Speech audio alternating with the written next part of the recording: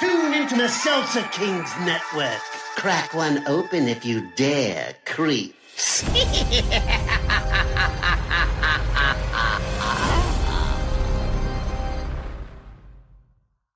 Are you looking for somebody? I was looking for you, actually. Why? Am I in trouble or something? Because if I am, I didn't do it. No, you're not in trouble. I am. I'm years late. You should have been taught, prepared.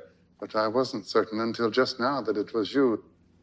What are you talking about? I'm saying that I've been searching everywhere for you, Buffy, Why? to bring you your birthright. My birthright? Is that like a trust fund or something?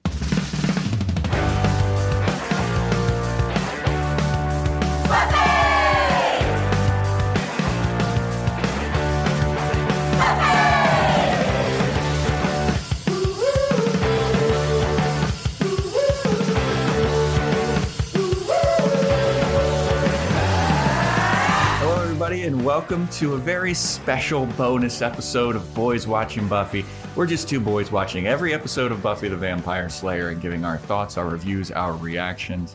We're your hosts. I am Joe Welke. I am Vance. And today we have an extra special guest podcaster on here with us. Everyone give it up for this amazing actress, musical improviser, and avid Philadelphia fan, Johny Walsh. Johnny, welcome to the show. So happy to be here. Thank you so much for having me. Of course, of course. And today we're doing a little something different. We're not doing a review of the episodes of Buffy the Vampire Slayer. We're dropping a little hot bonus content on you. We're reviewing and talking about the original Buffy the Vampire Slayer movie from 1992. It was released on July 31st, 1982, 86 minutes long, budget of $7 million, and the box office. Did you say 82? 1990. Did I say 82? I thought Am I wasted right now? I don't know. 92. Got a box office of $16.6 million. So not the greatest success, but not a failure. But a lot of mixed reviews on this one. Yeah, should we let's have our guest Johnny. What's your initial thoughts on this? First, what's your experience with Buffy in general before you give your thoughts? Yeah, have you watched the series? I have watched the series. It's been a really long time, but I was a really big fan, especially of Spike. Sorry, guys. Oh, yeah. Not Team Angel, Team Spike right here. We have not given our final. We haven't given our final opinions on that yet. We're still. We're just finished season 3. Cool. Yeah. Cool. No spoilers, you guys. James Marsters is so handsome and such a bad boy that he stole my heart when I was too young to be watching Buffy. So perfect. This movie was shorter than I thought it would be. I thought it moved really quickly. I thought that like a big thing I had with it was like the transitions were like nuts. Like there like weren't transitions. Sometimes it was just like jump to the next scene and it was like 5 days later. And I was like, what is happening? Yeah. And I definitely saw this movie when I was young. So it wasn't my first time seeing it, but I told Vance, I was like, there was only like 2 things I really remembered. And that was like the yellow jacket. And then there's like one vampire who kind of like raises his hand in the air and like kind of like ooga boogas Buffy. And I remember as a kid being like, is she really in danger? So that was like kind of all I remembered. And I was very happy to realize that both of those things were actually in the movie. And I didn't just like make it up as a kid. But man, whereas like I loved this movie when I was young, watching it as an adult, I was like, oh, why did I love this? Was it because I was a kid? Like, that being said, like, I still enjoyed it, but now I think I enjoyed it because it was like nostalgic to me, not necessarily because it was like fantastic cinema. Yeah. But I liked it. Yeah. I also feel like it was weird for me because my first exposure to Buffy was like doing this podcast and watching Sarah Michelle Gellar as Buffy the Vampire Slayer. And then so going back and watching this, it felt weird and wrong. It was kind of like in Anchorman when Veronica Corningstone starts to do the news and Brick Tamlin's like, "You're not Ron. I was watching this movie like, you're not Buffy. Like, this isn't the Buffy that I know. Get out of here, you fraud." It was weird. And some of the differences from the show into the movie are very intense. And I was a little thrown off by some of the inconsistencies, I guess. Yeah, you hadn't seen this before, right, Joe? This is your first time. Like I saw this when I was younger also, and I was happy that some of the stuff that I had seen or remembered was in it. I was like, oh, I remember her catching a knife. I think that was like in a trailer maybe, and just a couple other things. So I was like, oh yeah, that did happen. But I don't remember a lot of the movie. And I'll say this movie, my initial thought is it's a tonal mess. Yes. Yes. It is like the Buffy show. And a lot of it's because Whedon got rewritten and like they tried to change stuff, and you really notice it, especially towards the end. But the thing that makes Buffy the show work is that they balance the tone where it's like serious and campy and silly, but you care about what's happening, but you can also have fun with it. And this one was like, no, none of it matters, but it does, but it doesn't. And I don't know. It just was all over the place. And I want to talk about the score too at some point, because my goodness, it is all over the place. Yeah, I mean, also going off of like what Johnny said, this is a pretty short movie. It's 86 minutes long. When I saw that, I was like, oh, okay, this will be like an easy watch. But it just moves so fast, and like I didn't feel like I had enough of a built-up care about anybody in it. Yeah. I was like, we're already at the scene where they're fighting with each other and they don't like each other. She's quitting already? All right. Yeah. Yeah, it's very much. Maybe it's because I'm used to the spaced out nature of the show, but like this felt like bam, bam, bam. This happens. Oh, guess what? She's training. Oh, she's already like a serial vampire. I was like, whoa, dude, what the? Also, I was like blown away by the cast of it. Yes. Like people would show up and I was like, holy shit, that's Donald Sutherland playing Merrick, like the Giles character. Yeah. I was like, how did they get Donald Sutherland to do this movie? And then, like, I have no idea, first of all. Should we go through the list of Academy Award-winning actors that are in this movie? Dude? Well, I had to pause it and be like, is that fucking Ben Affleck in this movie? Yes. Wait, like, wait a minute. I will do you one better. I was watching it last night and she is uncredited. But when we first meet Benny and Pike, the waitress, Charlotte, is Ricki Lake. Yeah. She like gives them the soda and the coffee is in the hot dog and I look at her and I'm like, is that Ricki Lake? I had to like pause it and look it up and I was like, oh my God, it's Miss Hairspray herself. Like Ricki Lake is in Buffy the Vampire Slayer. The craziest thing about that is she says her character's name as if she's going to return in the movie. Yeah. Like, I'm Charlotte, the waitress. Yeah. I was like, what? Well, yeah, let's go through the cast. So as Buffy Summers, we have Christy Swanson, who this was like kind of her big quote unquote breakout role. And we have Luke Perry as Oliver Pike, who is kind of the love interest. Doesn't appear in the show at all, really. Rutger Hauer as Lothos. Rutger Hauer. Rutger Hauer. Who's famous for the Ridley Scott movie. Gosh, I'm drawing a blank of it. They remade it recently. Is he? That's Lothos?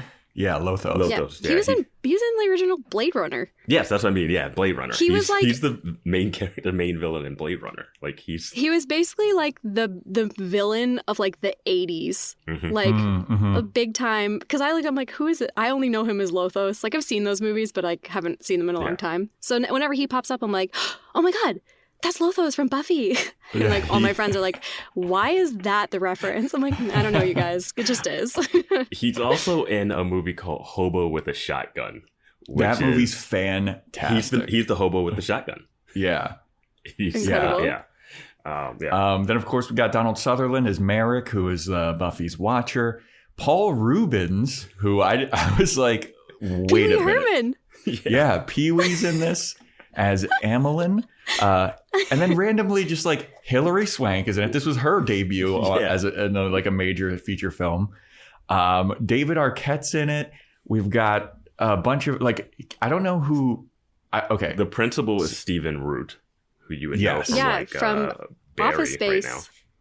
Yeah, and he's in Barry. So and I was Office shocked. Space, and, I was shocked when I was watching the credits and Candy Clark got like her own separate billing. I wrote that down. And I was like, was she like the shit back then? Because I didn't realize that would be like a separate billing. I feel like Donald Sutherland would have been a more famous actor.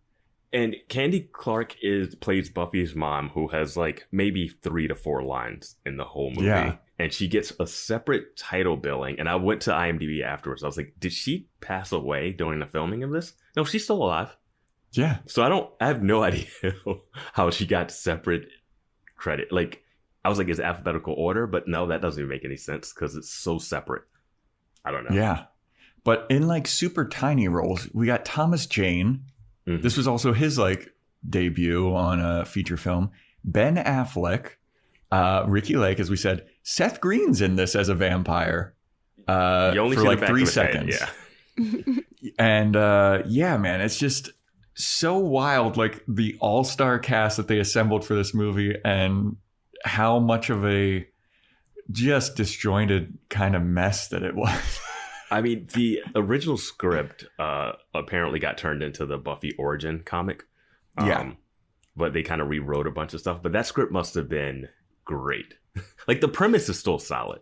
Cheerleader fighting vampires. Like, apparently the original script is like a lot darker, and Joss Whedon had different jokes, and the director or whoever decided to like take it into a much lighter tone, because like this is a very light movie. It felt more like a kind of like a rom-com to me, and I was just like, this is all over the place, and so much so that like Joss Whedon just like left set and never came back halfway through it apparently, and Donald Sutherland was like improvising a bunch of his lines, and it made Joss Whedon hate Donald Sutherland.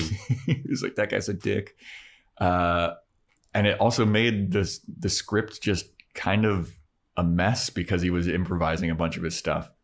Well, it's just like one of those things where the director, if another director did this might be a solid movie. This director has 2 movies to his credits, and this is his last one. And he's just he's a producer. He's a producer on Angel, producer on Buffy. He produced the movie Orgasmo, if you remember that from the South Park guys. Yeah, I remember that. But that's about it. Like, you look at his credits, he does not have strong credits, and you can notice the direction. Like, we'll get into like some scenes, but yeah, it's all over the place. I feel like they were like, oh, yeah, you directed this movie, so like we can't completely cut you out, so you can like contribute in other ways, but like you're never getting behind the camera ever again. Yeah. You'll have no creative decisions. I can picture that happening. It's like the most perfect way to like, you're like, I made a movie, people know of it, they heard of it, some people still like it. I never did anything again directing, and I just cashed in on these shows that lasted forever. Yeah, dude. Like, to be fair, though, I feel like the budget, they like doubled their money. So not like a total failure, right? It was $7 million and they brought in 16 or whatever. So it's like, maybe he just feels like, I'm just going out on a high at this point, you know? Like, at least it didn't bomb. Absolutely. Yeah, how do I top that? You can't top Buffy the Vampire Slayer. They want to do a sequel? No, we don't want to do a sequel. Do you want to do some like comparison stuff between the show and the movie? Yeah. So in the title role of Buffy, we have Kristy Swanson, and we know her counterpart to the TV show is Sarah Michelle Gellar. How did you guys feel about Kristy Swanson's portrayal of Buffy? I'll say this is tricky because it's not bad, but it's very clueless Valley Girl. We're all East Coast people here, too. So, like, when we see the Valley Girl, like, we are always like, yeah, is that just a type? Was that, like, really what people were like? It's just so mysterious. And he goes so over the top with it. and she's kind of playing like almost a Cordelia role. It's like what we would have seen if Buffy, they skipped this in Buffy the show. You know, we don't really see her when she was popular in high school. Yeah, it's tough. She's not bad in it. It's just different to me. And she's working with less to go off of. Yeah, pretty much. I even wrote down at one point, she's like, does the word duh mean anything to you? And I literally wrote down, is she Cher? Like, as if? Like, this is literally what it feels like. And I don't know. I thought she did a good enough job. I mean, the movie has so many shortcomings and pitfalls. I thought she was fine. I will say, though, like, I'm like kind of getting ahead in the plot of the movie, and I hope that's okay. But we're going to be we're bouncing like, all over the place. Yeah. Great. They're like decorating for the dance, and she like shows up late because obviously she's like skipped cheerleading practice, and now she's hanging out with Pike and Merrick, and like she's kind of like let go of her other life. And like, I remember being young and being like, wow, her friends are being so mean to her. But now as an adult, I like think about her friends, and they were like, yeah, you like ditched us for like weeks. Almost like if my best friend had all of a sudden like stopped talking to our group of friends, stopped hanging out with her boyfriend to hang out with some random dude who approached her in a gym in his 50s, and then also like the local guy that we all used to make fun of, like I would be a little like, are you okay? Like, is she okay? I don't know. I would also, like dances used to matter to you, Buffy. No, and I didn't think I would either, but I found myself being like, I don't know, Buffy's life choices, like she hasn't explained anything to her friends, right? She just like shows up with no reason. I found myself kind of like understanding where they were coming from in a way like I never did before, which is like, I don't know, like our little like group of 5, like one of our friends has gone off the rails with like some randos she doesn't know, and like now we're just supposed to like not be upset with her. I don't know. Yeah, also in that scene when she returns, she just like starts shitting on all of their life decisions too. She's like, I'm doing something actually important. You don't care because you're just working on a stupid dance. And all of her friends are like, what the fuck, dude? Like, yeah. No, that line is this rough. This dance is important to them. Yeah. Yeah. But I will say, Hilary Swank tells her jacket is out of, and then steals the jacket 5 minutes from her. ago. So 5 minutes ago, steals the jacket from her, says she can let one of her friends borrow it. The friend gets murdered or disappears, and they're only worried about the jacket. They're horrible, horrible people. Yeah. Granted, I will admit her line. Still have my jacket. Yeah, I'll admit that Buffy being like, "Oh, what are you guys doing important with your life?" is weird. And it felt like that whole scene felt like a scene that had to be in a movie so that you can get the next scene. Like the scene where they're like, oh, maybe being a Slayer is really hard, which we always talk about in the Buffy show of like she whines about not being a normal teenager so much, but then complains about not being able to be a good Slayer. Like it's that back and forth dynamic, which is easier to do in a show than the movie. But this scene is, she could just say, hey, people are dying, dummies. Like Pike realizes it. Pike had one day where he saw someone floating. He was like, I'm out. Yeah, dude. It was super weird. Back to like the comparison, like Buffy in the show is a lot more like snarky and like sardonic, I feel like, than this Buffy is just kind of like Valley Girl, like I'm a big ditz. And even after she has her realization of like, oh, the senior dance isn't the most important thing, she still is ditzy. Like she's not jaded like TV show Buffy is, kind of. And it's weird because TV show Buffy is still supposed to be kind of ditzy, but I don't know, like Sarah Michelle Gellar's portrayal of it is just so much different than this. Like this is a lot lighter and a lot more airheady, and I think that they did the character a disservice in this movie, and I could understand why Joss Whedon would be unhappy with it, because this is really like, I'm a dumb, blonde, ditzy Valley Girl cheerleader idiot. And now it's like, oh, God, I have to kill vampires and juggle that with cheerleading practice. Ugh. But like, I just feel like Buffy, the show, is a lot more serious and dark, which is a big reason why Joss Whedon hates this movie and the portrayal of it. And I much prefer the show, I guess. Well, I was going to say, like, like if you are going to do Clueless, right? And Clueless somehow works, but you have like this version of Buffy in Clueless, and she doesn't have vampire powers, and you still like are on their side because or like Legally Blonde even. Like you have this ditziness, but you have another layer beneath it that you go like, okay, I like this character. They can be one way, but also another. She just doesn't really, they don't really take the time to flesh that out at all with her. And I don't know. I think it's a lot of mixed rewrites in it, you know, that just mess it up. Absolutely. Also, I just have like a really quick question.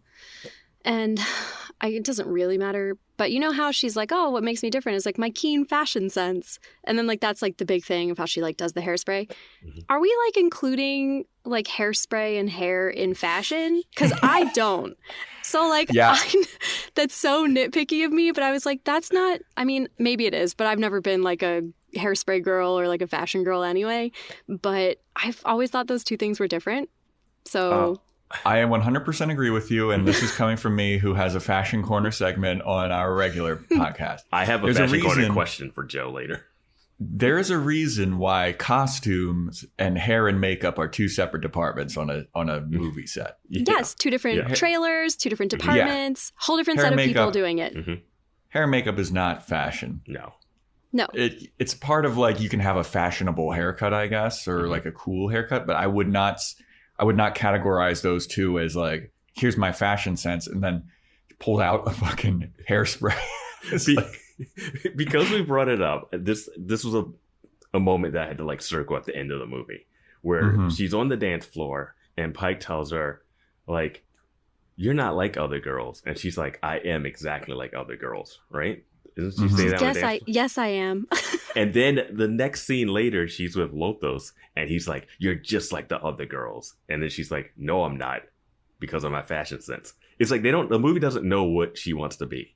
Yeah. Like, are you like the other girls or are you not? And that should be the whole movie. And it's just weird. Yeah, when Pike tells her like that she's not like other girls, it's because it's a callback to a line where Benny, David Arquette, who is also in this movie. I kind of skipped over David Arquette. He's like, yeah, Buffy, she's just like all those other prissy like valley girl types. Like they're all the same. Mm-hmm. And Buffy overhears them talking about that at a certain point. And Pike has to be like, hey, you know that you're not like other girls. Now that I've gotten to know you, blah, blah, blah, you're not like other girls. But I don't know why she's like, yes, I am. Because I was like, no, you're obviously not. Like, yeah, it was just like a cool line. They were like, oh, say the opposite of whatever he says. Like, I don't know. Yeah, I didn't understand the meaning behind that at all. It doesn't track. Yeah. I think what I thought it was her, like with Lothos, he's like, oh, you're just like all those other girls, like the Slayers that came before her. And like what sets her apart is that she's not, because hairspray is apparently her keen fashion sense. And maybe it's also just her misunderstanding of fashion. Fine. Yeah. Whatever. But I think when she says it to Pike, it's more one of those things where like it's a tender moment. So she's sort of like, no, yes, I am like other girls, and that like I want to slow dance with the boy at the dance in the dress or whatever. But also it's just, I mean, like that's me doing a lot of brain work to justify it, where I'm just like, you just skipped it. You could have just done a different line. All of that it all just becomes weird when you have the scene where she's arguing with her friends about hating the dance, and then she's at the dance and she's saying, you're not like other girls, but you want to be. And then the next scene is Lothos saying you are like other girls. It's like they keep doing it and undercutting themselves every time they do it. It's so weird. Yeah. I was very confused about that, and like what they were trying to accomplish. And we're skipping over that hairspray effect does nothing and looks weird. She sprays fire in his face, and he just stands there. It's like just a distraction to like her to run away. And I was like, I thought that fires like lit vampires on fire, so I don't understand why it didn't work. The cross didn't work. The fire didn't work. I was like, what? Did she know that the cross was going to get set on fire when he touched it? Yeah, I didn't know that was like a part of the lore. Like, there's a lot of lore. This stuff whole too. Scene falls apart, like with Pee-wee improvising his death scene. That was hilarious. It just took but me it right did up. not. It does not It did flow at all. not fit anything. This is like the major final fight, and then you got Paul Rubens like, like and kicking the wall. Yeah, like kicking the wall is hilarious, but for a different movie. Yeah, like it's just so out of place, but it's funny. But I was watching it like I just don't. What are they trying to do here? Because he was like the main bad guy. It seemed like. I know that Lothos is like the big bad, but I mean, Amelin, Paul Rubens' character, he interacts with everyone so much more, and it's like so much more interesting who he is and like what he's trying to accomplish. And I just didn't understand, like, why is he the second in command to Lothos? Like, we don't see how powerful Lothos is at all. Yeah. He shows up for maybe like 15 minutes of the movie, and he just plays a violin, and then he wants to fuck Buffy, and then she says no, and he's like, "You're a bitch." He eats a cat, so we know he's a bad guy, I guess. Yeah, true. and he's trying to sleep with a high schooler, which is, canon and Buffy lore. Yeah, so that's pretty correct. common. Also, how old is Pike on this show? Yeah, I don't know. Is he like a high school dropout? That scene where she goes, "I'm at my house with a strange man," and he goes, And she's like, "You can stay here in the guest room." I was like, Buffy, you don't even know him. but he Yeah. says, "I'm a man." Yeah. Like, it's, You think I'm a man? yeah, it's like they mixed Xander and Angel up into one person and just like threw him into Pike. Yeah, that was another thing so I came into this movie excited to see like the counterparts. I was like, oh, is Angel going to be in the movie? Or is Giles going to be in the movie? Like, who's going to be in the movie that carries over from the show? And it's basically only Buffy. Like, Buffy has her like little quartet crew, like where she's with her crew of, I in my notes, I wrote it as the Buffettes. But yeah, there's no character. There's no Willow character really. There's no Xander, except for like maybe Pike is like a combination of Xander because he's like a wisecracking guy. Yeah. And Angel because he's also kind of like the brooding outcast. Mm-hmm. But there's not. You get Giles. There's no. Yeah, I mean, we have Donald Sutherland as the Watcher, Merrick, Jameson, Smythe, and that kind of he has kind of a similar thing as Giles, but he's more of a creep, I feel. They make him out to be so creepy, like the locker room and the gym. Yeah. And just where he shows up, when he stares at them at the elevator in the mall. Mm-hmm. Oh, also, they pressed the up button and then they went down. That is something I very specifically noticed, and it drove me insane. I was like, they're pressing the up button. Doesn't matter. So nitpicky, but I look for things like that.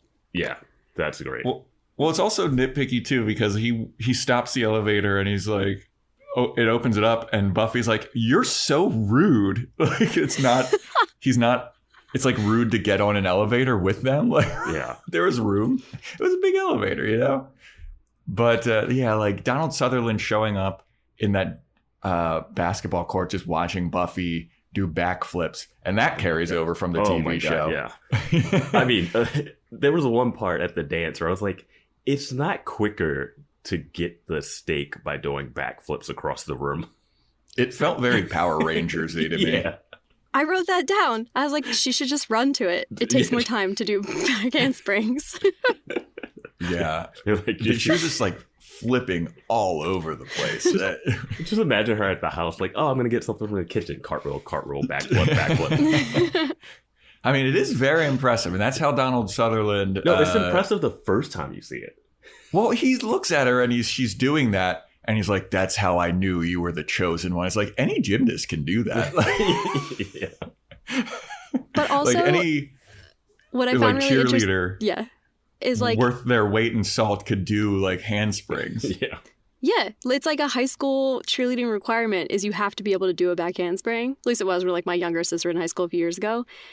And I was watching the cheerleading routines. I was like, so is Buffy the only one who can tumble? Because like this choreography is trash. I was like, this is so terrible. It was so bad. It went on for so long, bad. too. It went on for so long. They did like one about animals, and they didn't even mention their mascot until like the last hot second. They're like, yeah, go hogs. I was like, wait a minute. You just had like a goose. You had a skunk or whatever. How funky is your chicken? How loose is your goose? Yeah. I do like that That's like an actual mascot. cheerleading chair. That is? Really? Yeah. Yeah. My That's middle terrible. school cheerleading squad would do that. See, But that's this is middle the school. female perspective that we do not get. Yeah. Yeah, generally. Yeah. I thought it was interesting that the pig carried over to the show because It's the Razorbacks for the Sunnydale. Yeah, but it's a pig that gets eaten by Xander and his wolf pack, his hyena that's true. pack. So it's like interesting that they at least kept that kind of. I'm reaching for stuff here.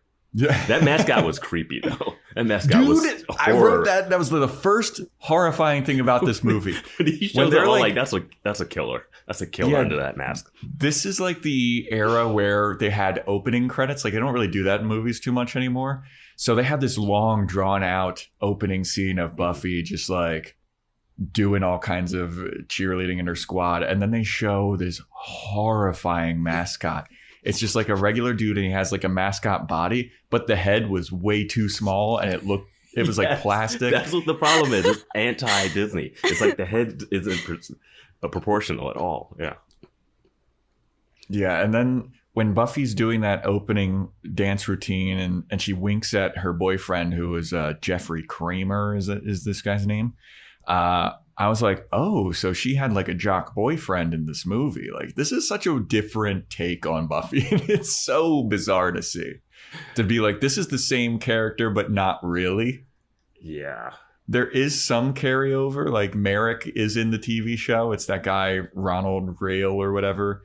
Richard Rail, the Watcher, Buffy's her first Watcher. first Watcher is supposed to be that guy. Yeah. Yeah, his name is Merrick. It's the same guy. And He's also from obviously- Office Space.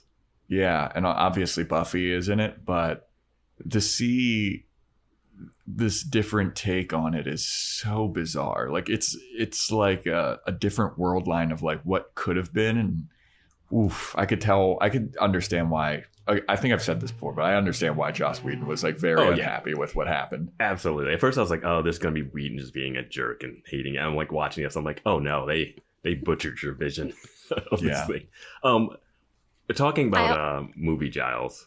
Oh, did you have something, Johnny? Yeah, but we can stick with movie Giles, and then I'll ask later. The lore of Watchers in this movie is that he is like reincarnated constantly. Yeah. He's hundreds of years old. He's lived hundreds of lives or whatever. Yeah, and it seems like there's a one Watcher and there's one Slayer, and there's not a council of people.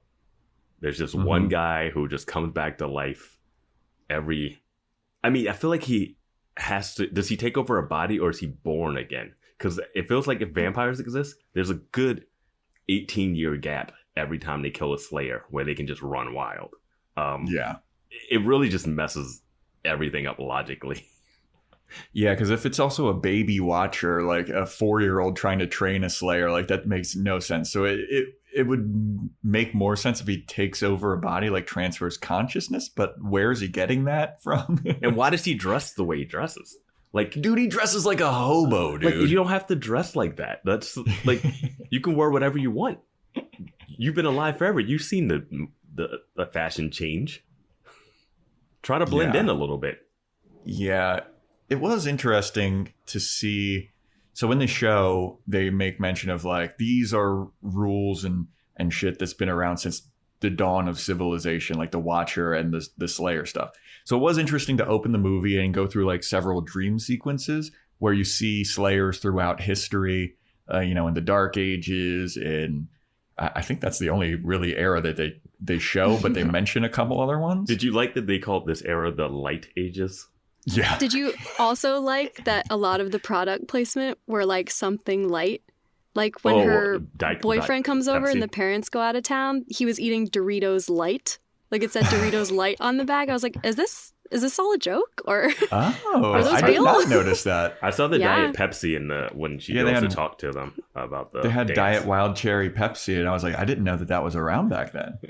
It got recalled for multiple reasons. I don't know. Yeah.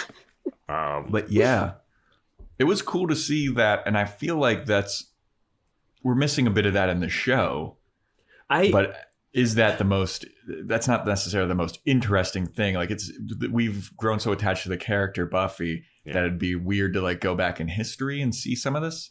I think you could do like a flashback episode, and we don't even know if they do a flashback episode. We still got 4 more seasons of this because they did it with Angel, where you get to see where he came from a little bit and his path. But I like that the show, like, I think originally I would critique the show about like, hey, I would have loved to get a little bit of like Buffy's previous school stuff and like how she actually did this or how she knows stuff. But it's actually kind of better if she jumps in, she knows she's a Slayer. And it's like, fine, I don't want to be a Slayer. I thought I could move away from this. And then the show just goes, as opposed to her having to like, oh, what is my calling? Oh, is this it? Oh, the training montage. Like, it's nice that they were able to fast forward through that since the movie had existed. Yeah. Yeah, and like originally in the original script, it's supposed to have some carryover to the TV show. Like in the original script, Buffy is supposed to like burn down the gym to save everybody from the vampires. And they talk about that a lot in the TV show. Like Buffy's a troubled child. She burned down her gym. Yeah. And that's something that just like didn't make it into the movie. But it is lore. It would have been a great ending. Burn down the gym instead of like the interviews that happen after the credits. Did you stick around through the entire credits? I stuck around until we got to the end of Paul Rubens. Paul Rubens doing it again? Yeah. Still dying? Yeah. Hilary Swank's like Miss America acceptance speech where she's like Looney Tune out of it at the very end. I actually laughed out loud. I was like, oh my God, she was so much funnier in this than I remembered. Because I only know her as mostly like dramatic stuff. So to see her just kind of be like, I accept this award. Thank you so much. I was like, oh my God, she's like loopy. It's incredible. She's also like, she actually does a really, like, she's a great actress, obviously. But she does a good job of playing the mean girl role, which I would never picture her being cast as, even though she is one of the Karate Kids. Yeah. But when the principal pushes her head against the wall and concusses her, I was like, what is going on? Yeah, that was a wild scene. Also, like, the principal walking around giving all the staked vampires detention or what. I was like, Jesus, dude. Like, that was another moment. Yeah. That was another moment of like, what is the tone of this? And like, do people realize? Well, that's another thing too, is like Buffy in the show is trying desperately to keep vampires and her identity as the Slayer a secret, even though she fucks up immediately in the show. And, you know, Willow and Xander figure it out. But this one is just like, vampires are out. People see them. People get killed by them. And then they're like, yeah, they're doing news interview reports. They're like, yeah, there was fucking vampires here, dude. Well, it opens with the news report of like a neck rupture and then a body went missing from the morgue. Yeah. And it's just like when Merrick picks up, there's just so many weird, awkward scenes, which I blame directing for. Like when David Arquette's character gets bitten by the vampire, Pee Wee Herman, and disappears. And then Merrick shows up. He's like, hey, get up, Pike. This is not a good place to be. And just drives him home, I guess. Yeah. He didn't even help Benny. No. He like full on saw it happening and like let it happen. Everyone was like, why didn't he help Benny? Yeah. Well, that's the biggest bullshit of it. Cause like Merrick comes in and he's like, I'm not supposed to intervene. I'm just a watcher. I'm not supposed to help at all. And like the first night that he takes Buffy out on patrol in the graveyard, he does intervene. He's about to fucking stab a vampire with a stake. And then he also intervenes later. But for Benny, he's like, nah, you go fuck yourself, buddy. He didn't even look over and be like, oh, that's a far drop. He was like, nah, this is good. I do like that the vampires can fly in this. Yeah, that's another difference from the show, is that vampires can fly. And I understand not having it in a TV production because that's a lot of wire work. Well, they also don't have like vampire faces and normal people faces. They can't change faces in this movie. They're just like permanent vampires. They have crazy ears too. Yeah, but you can do that and people don't notice the change about you. You can have blood on your lips, vampire fangs, and vampire ears, and people will be like, "Hey, wait to substitute into the game, all right?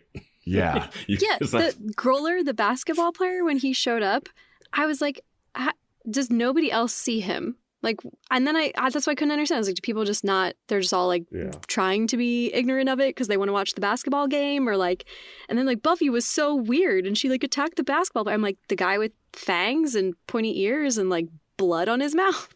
These were Buffy's friends that you're defending. I know. I love when he shows up and he just goes, "Go team, go!" Like, it's so funny.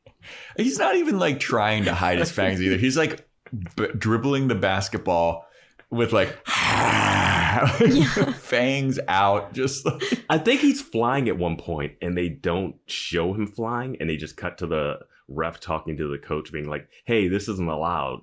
Because he's like, floating, you gotta get him out of there. But they don't show that he's floating. Well, he dunks it. And like, I don't know what the ref was like. You gotta get him out of here. Like, why? Yeah. It's not like an illegal play to dunk. Like... I think he's floating in the air, but they don't show the shot of him floating. So he's like traveling, but they don't know what to call it. I guess he could use Airbud logic of like, it doesn't say in the rule book that he can't fly. I wrote down that I couldn't believe this movie turned into Teen Wolf at this point. I do love my favorite coach moment, because the coach is stupid. I don't even understand what they're doing with that.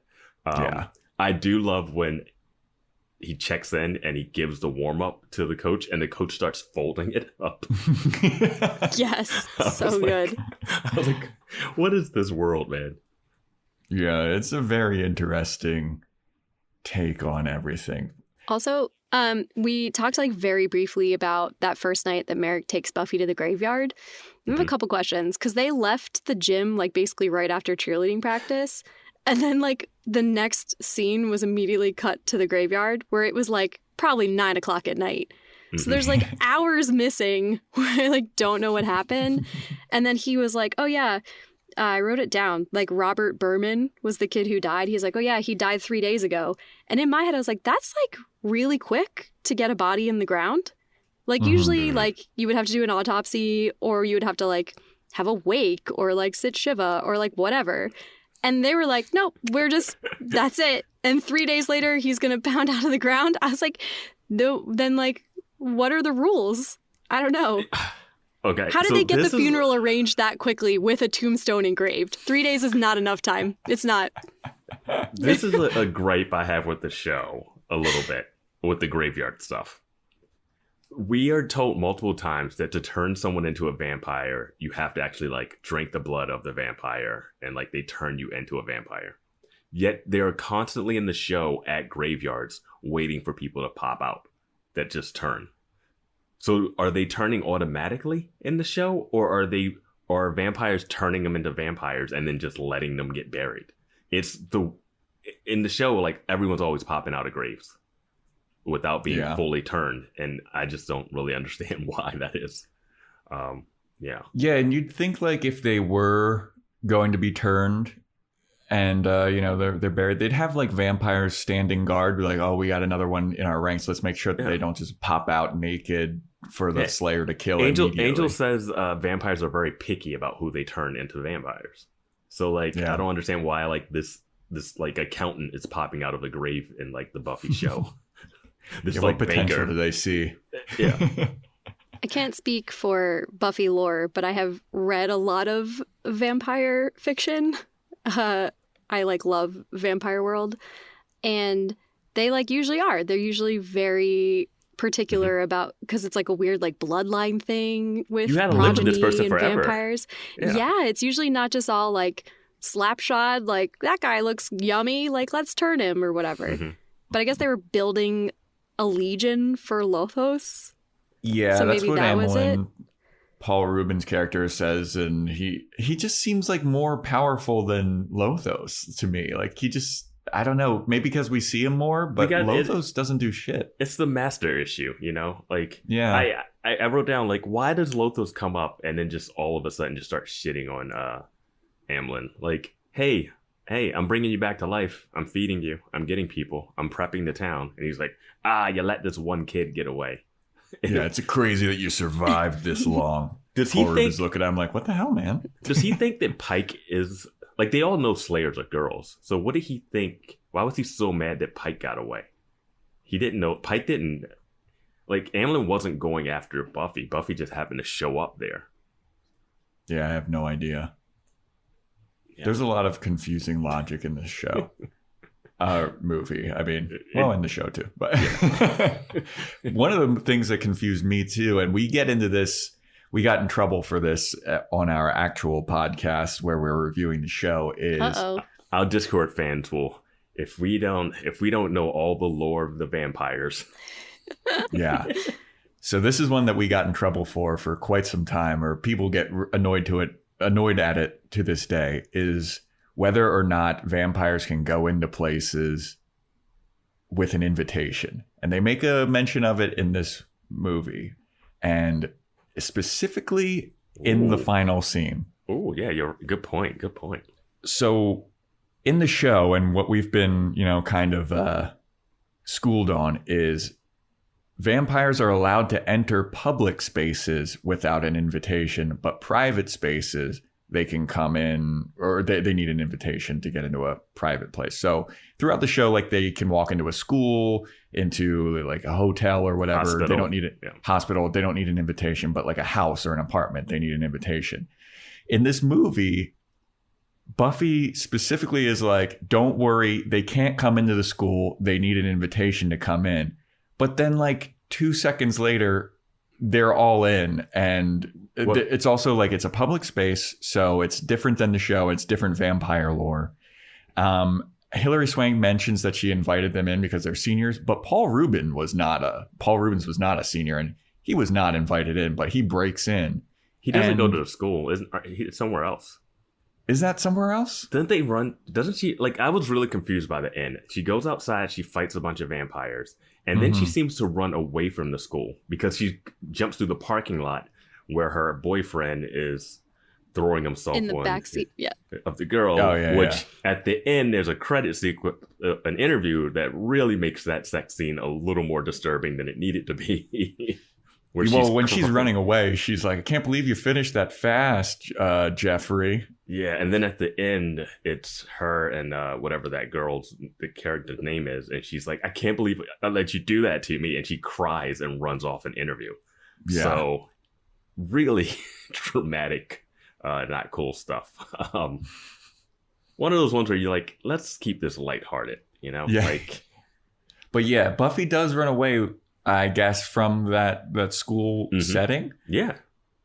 But like, where is she then that Paul Rubens is allowed to go in there? And she goes into like a boiler room where Lothos is. And then it seems like she just runs back upstairs and she's back at the dance again. And how did Lothos get there? And I don't understand where she's running to is my problem. Like, the job is to kill the vampires, stop them from getting into the dance, right? None of them are chasing her. Yeah. Like, none of them chase. One vampire, this is where the movie broke for me. When a vampire looks straight into the camera and winks at us. They break the fourth wall. She's like, well, it's good. No one's trying to get in. They're chasing after Buffy, and a vampire comes in the frame, looks in the camera and winks and smiles. And I was like, wait, what are we doing? What are we doing here? The threat is not a threat. I told Vance on the phone, like, setting up this whole shebang, that I remembered as a kid, like, the weird, like, ooga booga up and down scene where I was like, she's not in danger. It was when she, like, runs away and the basketball guy's chasing her and the two vampires are holding on to her and he's, like, giving this monologue about killing her or whatever. And then she, like, breaks out of it. And as she kicks him in the face, then the guy to her right, she, like, gets him out. The guy on the left lets go of her and then just, like, throws his arms up and down and doesn't move. Like, he doesn't jump. His feet are planted. He's just kind of, like, waiting for her to, like, kick his ass. Where I was like, I don't think she's, like, in danger at all this whole movie. The show, we get on the show about the bad stunt doubles and stuff that are so obvious, at least. But, I mean, this movie could have dealt with some of those. That choreography of the fight scene in the gym was just like, oh, that's really Christy Swanson throwing those kicks and waiting to throw a punch. And I was like, let's get some stunt people in here. Let's ratchet this up a little bit. Like, I don't know. I know she can do backflips, but that's about it. Yeah, I was gonna say it did seem like Christy Swanson was doing all of that. Like she was doing the backflips, she was doing the cartwheels and like the jump kicks and everything. So kudos to her on that. But yeah, the fight choreography in this it's so weird and it's so bad. I want to go back to that scene that Johnny was just talking about when she's fighting the vampires with Pike. And she jumps in that like junkyard. Yeah, she jumps on the back of one of them and then lands on Pike. And they start having that like the moment. Close talking moment. But I was like, she didn't kill that vampire she just jumped on top of. Like, she didn't stab. I went back and like looked at it because I was like, did I miss something? Did she somehow spike him? Like she jumps on his shoulders. Stake him. Sorry. Stake him. This is I'm taking Joe's bad habits. But like, yeah, like she jumps, he falls over, and you hear a sound like he dies off screen, but she never stabbed him. And then they're just having a long talking conversation. I'm like, hey, get up. There's a vampire behind you. But no. Well, it's also like, much like in the show too, like regular people can stake and kill vampires. Like Pike seems to have no issue. And I think that he might kill more vampires than Buffy does. At the end, he's not even afraid. Yeah. The next scene, he's not even afraid. So many people. Yeah. Like, it's wild. It's like, well, what's so special about Buffy if this is the case? You know, we see her grab a knife that Merrick throws at her face. Like, we see that. She has, like, reflex. She also, this is a huge difference from the show. She has, like, a PMS spider sense, which, if she's around vampires, she gets cramps. And she herself likens it to menstrual cramps. Yes. Great decision. I'm so glad they took away. Great decision to cut that out of the show. Great decision. Yeah. She's like, PMS is my superpower? And I was like, oh, girl, I am so sorry. That is miserable. The worst superpower to have. Well, yeah, I mean, if they had that in the show, she would just be cramping all the time. Because this town is like overrun with vampires. She'd just be in bed. Maybe she wouldn't date Angel then.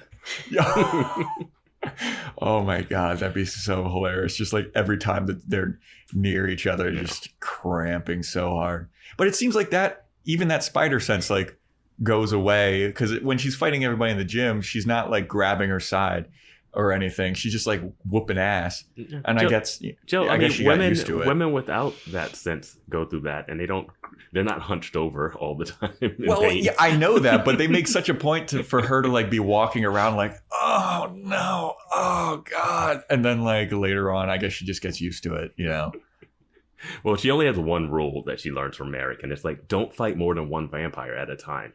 Yeah. That's the she breaks that rule like immediately. Oh God. Yeah. But yeah, that was such a weird rule that I was like, wow, thank God that they did away with that. That would be terrible. Yeah. When we see Buffy in the beginning, she's got her boyfriend, right? And she comes out of the mall and she's got her boyfriend's buddy, whoever this dude is. And she jumps over him in the car, ass in his face while she kisses the Jeffrey. Boyfriend. Yeah. And I was just like, okay, this is strange. And he's like, hey, I don't want to be sexist, but can I borrow her sometime? And it's just like, what the hell is happening? And then later he slaps her ass.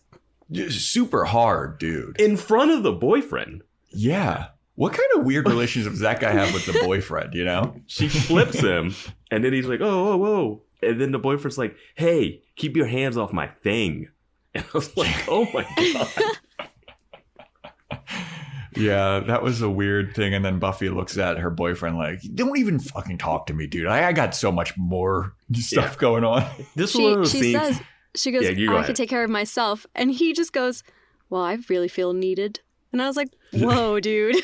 And I was like, when was this ever a part of your relationship where you had to protect her from someone that was also your friend? Like, was your friend just always smacking Buffy's ass? It's those movie beats that they have to have, you know, where it's like, okay, we need her to be mad at her boyfriend for some reason. Because he hasn't done anything wrong besides being himself, which he was at the beginning. Like, he hasn't done anything wrong throughout the time she's been killing vampires. But they needed a scene where she's like, oh, this relationship is falling apart. So they were like, oh, how will we do that? he's insecure and a friend slaps her ass. It was like the weirdest way to do that. She could have just caught him cheating. Just catch him making out with someone else. Like, I don't know. Which he like eventually does anyway. And then she's all like, he's like, you knew things were going bad and this and that. And I called you. And she's like, you broke up with my machine? Yeah. And I was like, oh, dude, you couldn't have just like tried to call back another time. Like, also, phone is still kind of wonky. But I thought it was weird she showed up to the dance by herself, but she did bring up, oh, the car never came. Like, it didn't seem like she was going to go to the dance until her friends made her feel guilty. And then she was going to the dance. Seems like something you would talk to your date about. Yeah, he also was going through some of the stuff that her friends were feeling. He was like, you're never home? You never pick up your phone calls? Like, I tried to get in touch with you and you just like ghosted me. So I moved on and started to ask this Jennifer or whatever her name is to the dance. Like, sorry, dude, I thought that you like fell off the face of the earth. Were you shocked that it wasn't Kimberly that he went to the dance with? A little bit. But Kimberly, dude, her dance dress is terrible. Joe's fashion corner, hot minute. She has a fucking just like a purple, awful dress with a little like a blazer. Thing. It's so hideous, dude. Like it looks so bad. Like was that ever a thing back then? Was that like the happening style? Because looking at that now, I was just like, whoa, that's awful. I also wanted to hear your take on Pike's dance outfit. Dude. No, I also add Buffy to the list because I want to hear what you think about her dress. I like Buffy's dress, but it's a white dress. Like that seemed like a wedding dress. It was very odd. Weird choice. Let's go through some of this. Okay. Well, let's go through some of the fashion corner is happening right now. This is going to be a hardcore fashion corner thing. Okay, Pike's outfit for the dance, terrible. Also, his like slick back hair was so bad. He looked Guys, so much better as a little ruffian. Totally disagree. What? You think that his slick back hair? Oh my God. The whole movie I was like, yeah, he's cute. He's got like the grungy thing going on. Like it's the 90s. Keep that in mind. Like he's cute. He showed up like with his face shaved and his hair slicked back and like a black leather jacket to that dance. I was like, Danny Zuko has just entered the building, ladies. I was like, I get it now. I know why he was cast. This is incredible. He looks so hot. I wrote that down. Oh my God, I couldn't disagree. I prefer non-slick back hair. That slick back hair and those like shoulder padded leather jacket was like, he looks so uncomfortable. He looks so uncomfortable. I don't mind the leather jacket. The leather jacket's pretty banging. The shit underneath is terrible. That's terrible. I did like that he shaved his soul patch for Buffy. I thought that was really classy of him. But that slick back hair, I could not handle it. Like, I thought that he looked so much better with his hair forward if he had just shaved his soul patch as a sign of like, hey, I'm classing shit up. But like his little vest was terrible. Also, like his fashion throughout this movie is I hated it. Like, I know that was like this style back then. It was very grungy, but something about Henley's I just can't stand. And he's wearing a Henley throughout the entire movie. It's got like 6 buttons. Can't stand it. And there's little like flannel vest over top of it. Yuck. I love that Johnny's here to witness Joe's fashion corner and he gets to see you. It's incredible. Yeah. I'm so excited. I got a Dracula shirt on right now. I'm in the theme. But yeah, like I liked his hair so much better when it was pushed forward. It looked better because when he slicks it back, bro's got a 5 head. And that's coming from me. I know I've got a 5 head. Bro has a big old forehead. I think it did not work for him at all. Yeah, I thought the hair forward framed his face better. That's all. Yeah. And he's always looked, I don't know how old he is in this. When this was made, but he's always looked old. Like 90210. Like it was like, what is this 35-year-old doing in high school? Like, but yeah, he has this weird, like, he has this like attractiveness. I give it that. Like he has this like charm. I think they could have made it work a little better in the movie. Like if they had some better scenes to have the chemistry. They like tried to give him like a little bit of like morality early on. Like he was talking to Benny before Benny gets bitten, and Benny's like, he's like, yeah, those girls suck, but like, would you sleep with them? And Benny's like, hell yeah, man, I'd like ride to town or whatever he said. It's obviously not ride to town. But then like Pike has this moment where he's like, but you don't even like them. Why would you sleep with them? Don't do that, man. You don't even like them. And like Benny's like dying, and like Pike's having this moment of like, hey dude, like don't sleep with somebody you don't like. And I was like, oh, he's like kind of sweet. And then like the scene cut away to something else, and I was like, oh, okay, so that was it. Yeah, it's like, okay, I guess he's great. Also, he's an alcoholic. Yeah. Like before he sees Benny get turned or whatever, he's just a burnout, wasted fuck up. Like it's just like, I didn't know what role he was going to play. But if you watch the trailer, they obviously set it up like he's the guy for Buffy. Because I wanted to watch the trailer because I knew it would have like that stereotypical voiceover guy, like Buffy was trying to be just a normal high schooler. But in the trailer, they make it seriously seem more like a rom-com Buffy Pike love story, and there's just like vampires in the background, which could have worked, but that's not the route that they went with the movie. I feel like again, like it just goes with like the total tonal shifts and all over the place, disjointed nature of it. Yeah, they kept the beginning like I feel like how Whedon wanted it to kind of start out a little bit, the classic Buffy dream sequences that we get and stuff.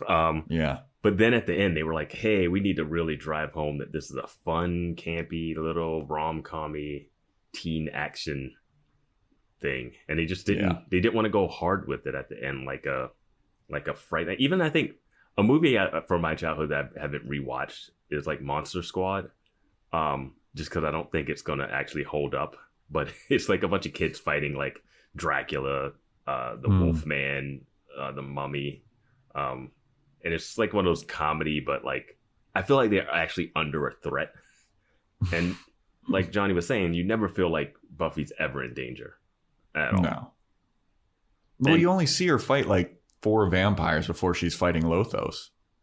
Okay. Should we dive into Lothos? Yeah, go for it.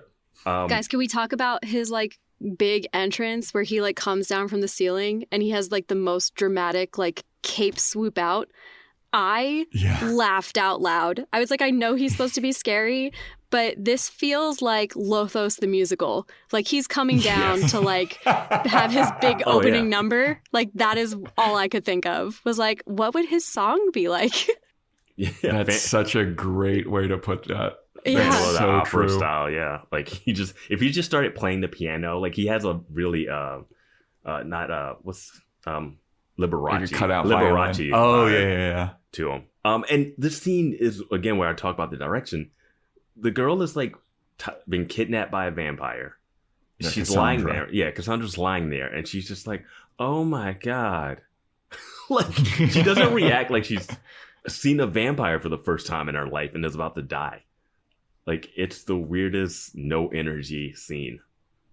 Also, the weird Lothos like red like band thing where Buffy like she puts on her like red hairband and goes to sleep, and like she's not because like Lothos is there, and I was like, is this a dream sequence? And it is. And then she wakes up but she still has the like little ribbon in her hair.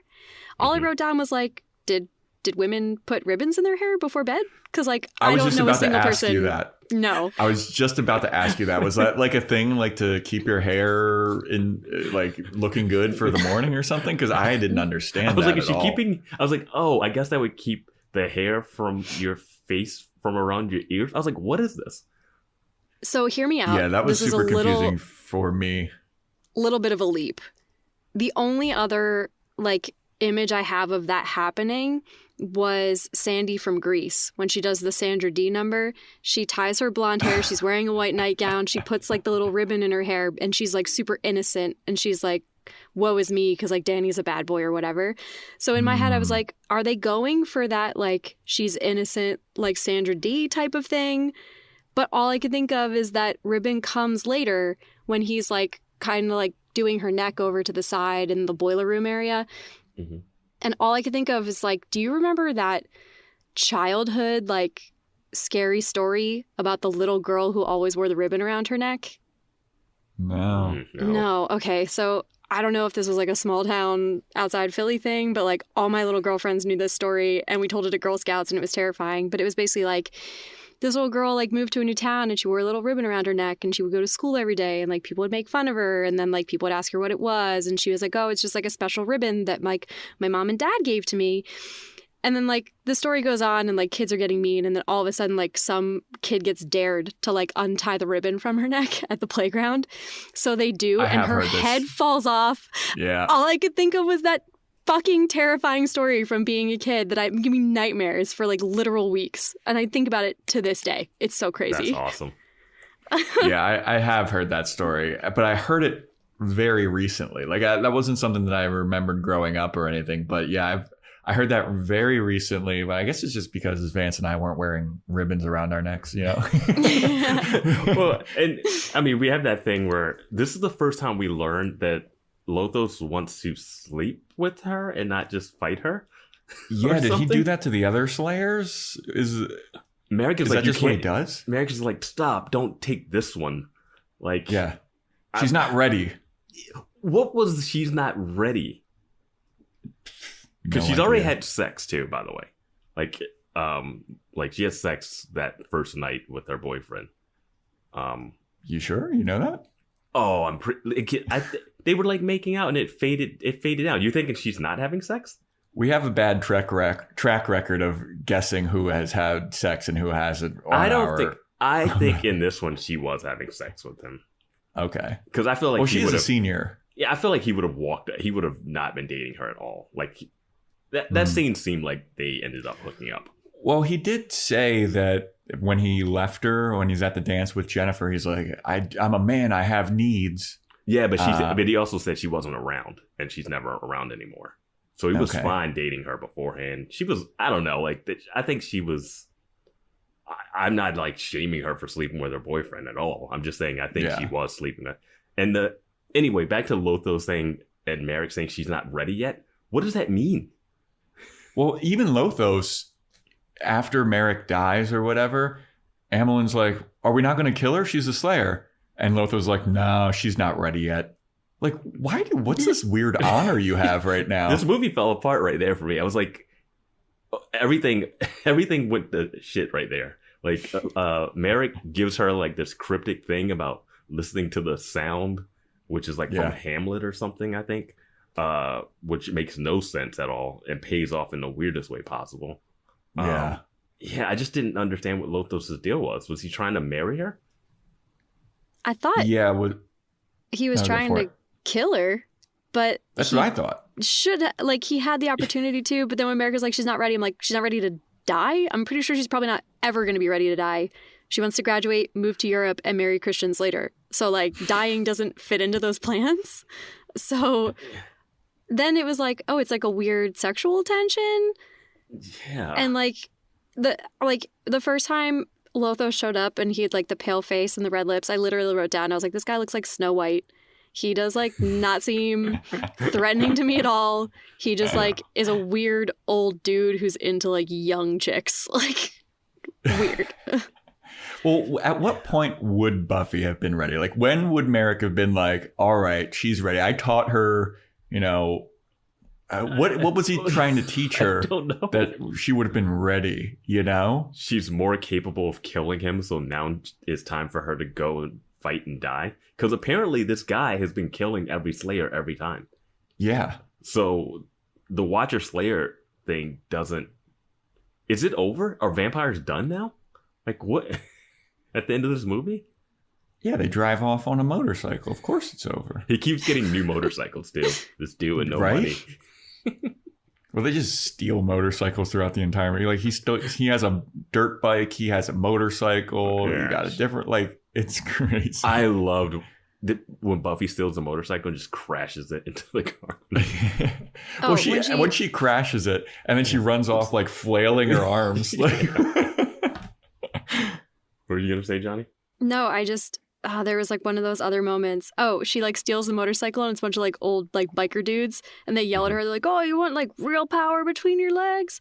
And she like takes off. She's like, I found it or whatever. And then she crashes it. So yeah, early 90s stuff that carried over into the show because Sunnydale is full of creepy dudes that aren't vampires. Absolutely. Also, something that did carry over into the show is Buffy's attraction to Christian Slater. She does talk about Christian Slater being super hot in the show. So she also talked about the dude from the Blacklist, James Spader. Oh yeah. Wow, could you imagine a time when that guy was considered like a sexy icon? He had an it factor. I guess looks were different back then. I will say my first exposure to James Spader was in Boston Legal, and he was just like such a slime ball in that show. So I have a hard time imagining like, wow, he was a sex icon. I'm sure some people's first exposure was him as in The Office. Oh, Robert California. Yeah. What did you guys think of David Arquette? I forgot that, like, when I was watching the opening sequence and seeing who all was in the movie, I was like, oh shit, this is like jam-packed with people that are megastars later on, you know? Mm-hmm. I really liked Benny. I thought he was cool.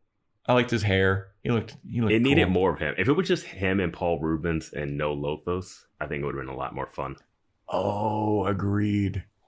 I loved when he was like floating outside of the top of the mechanic shop and like Pike, he was like, let me in, I'm so hungry. He's like, man, what? Like you disappeared. Like, and then finally he puts it together. He's like, oh man, you're floating.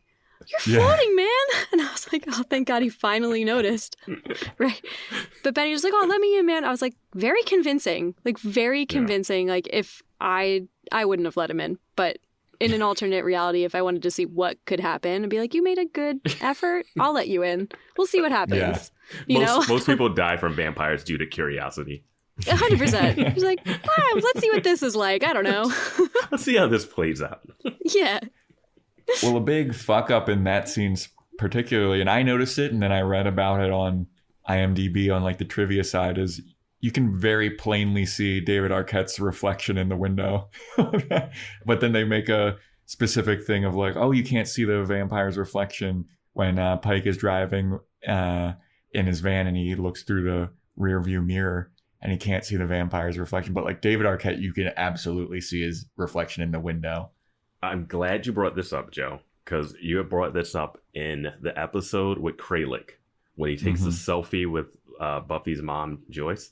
Mm-hmm. And you were like, wait, can vampires actually take photos? Mm-hmm. And I was just like, I don't even want to get into this logistical argument.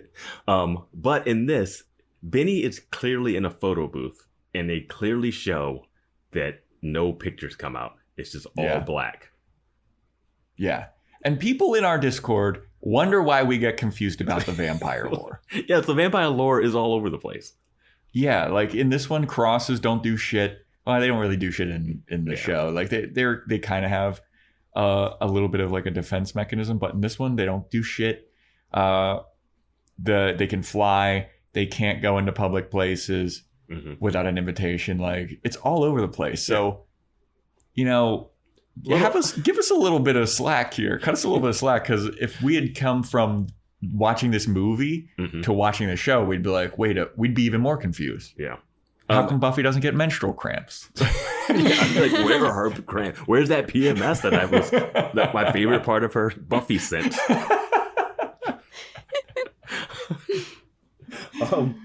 While we're talking about Benny, the scene with the hot dog. It's just 90s nonsense. I didn't understand what the point of that was. And then you don't see Buffy like cut it up, and then he's just like, you ruined my dog. So they're broke and they order one hot dog, I guess, or a bun, and I forget what they were ordering, coffee. I did love that he just plopped a bunch of change onto her waitress tray. And was like, what does this look like? She's like, what? Ricky Lake is just like Rain Manning it. She's like, this is a... Yeah, 2 cups of coffee or like 1 hot dog, but like with nothing on it. Plain. Yeah. It's like, okay. Yeah. And then And then our first like real talking scene besides the movie theater where the friends that Johnny is, sticking up for are just ruining the movie. Just ruining. All right, just listen. ruining the movie. I mean, Pike and Benny are kind of ruining it too. Dude, there's a guy in the back that no one else in the no. theater is saying anything. Like, there's like an older guy like down the row, and he's just like not paying attention to him. I'm like, they're so loud. They're having full volume conversations. Yeah, they're like screaming at the movie, like, "Don't go in there! Don't do it! Oh, that guy's obviously a bad guy." And I do love the idea of going to a movie with your girlfriends before going on a date with your boyfriend afterwards. Like, that's not even that whole night. High school, man. Yeah. High school in Los Angeles. Not me anymore. You get one activity. We either go to a movie or we go to dinner. We don't do both anymore. Not in this economy, anyway. Movies are like $55. That's so much money to go to the movies. You get 2 hours of commercials in front of it. Yeah. But yeah, so they order like a hot dog and he's got it and they're like, "Oh, you're the girls from the movie theater." And then because Benny's the gross, like, sexual deviant of the group, he like uses the hot dog like it's his dick and he waggles it in front of Buffy, who they cut to her and they hold on the shot for so long. And I feel like it's like someone live mixing sound effects during the time that they hold on her. And then you cut back and you're like, "Oh, I thought she's just going to," you don't know what you're about to see when they cut back. Well, you can see her grab the butter knife. Yeah, but you don't know like how she's going to cut it off, if she's going to cut it in half. She like splits it long way down. And it's like Floppy's like, "Oh, you something my dog. You split my dog or whatever." And then Pike grabs his crotch as if he's feeling the pain in real time. And like spits out the bun. Yeah. Because like he's eating the bun and all of a sudden he's like spitting out the bun. I was like, what is happening? I was like, that wasn't that extreme, dude. Like, you do know that was a real hot dog. Like, did you It's just like, okay, that's the tone we're setting. Yeah, man. I mean, I had no idea what that fucking scene was about, dude. It's like, that doesn't show.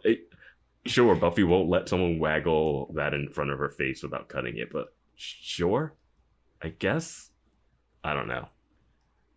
Yeah, man. This movie just, back to like our original point of like how quickly it moves. Mm-hmm.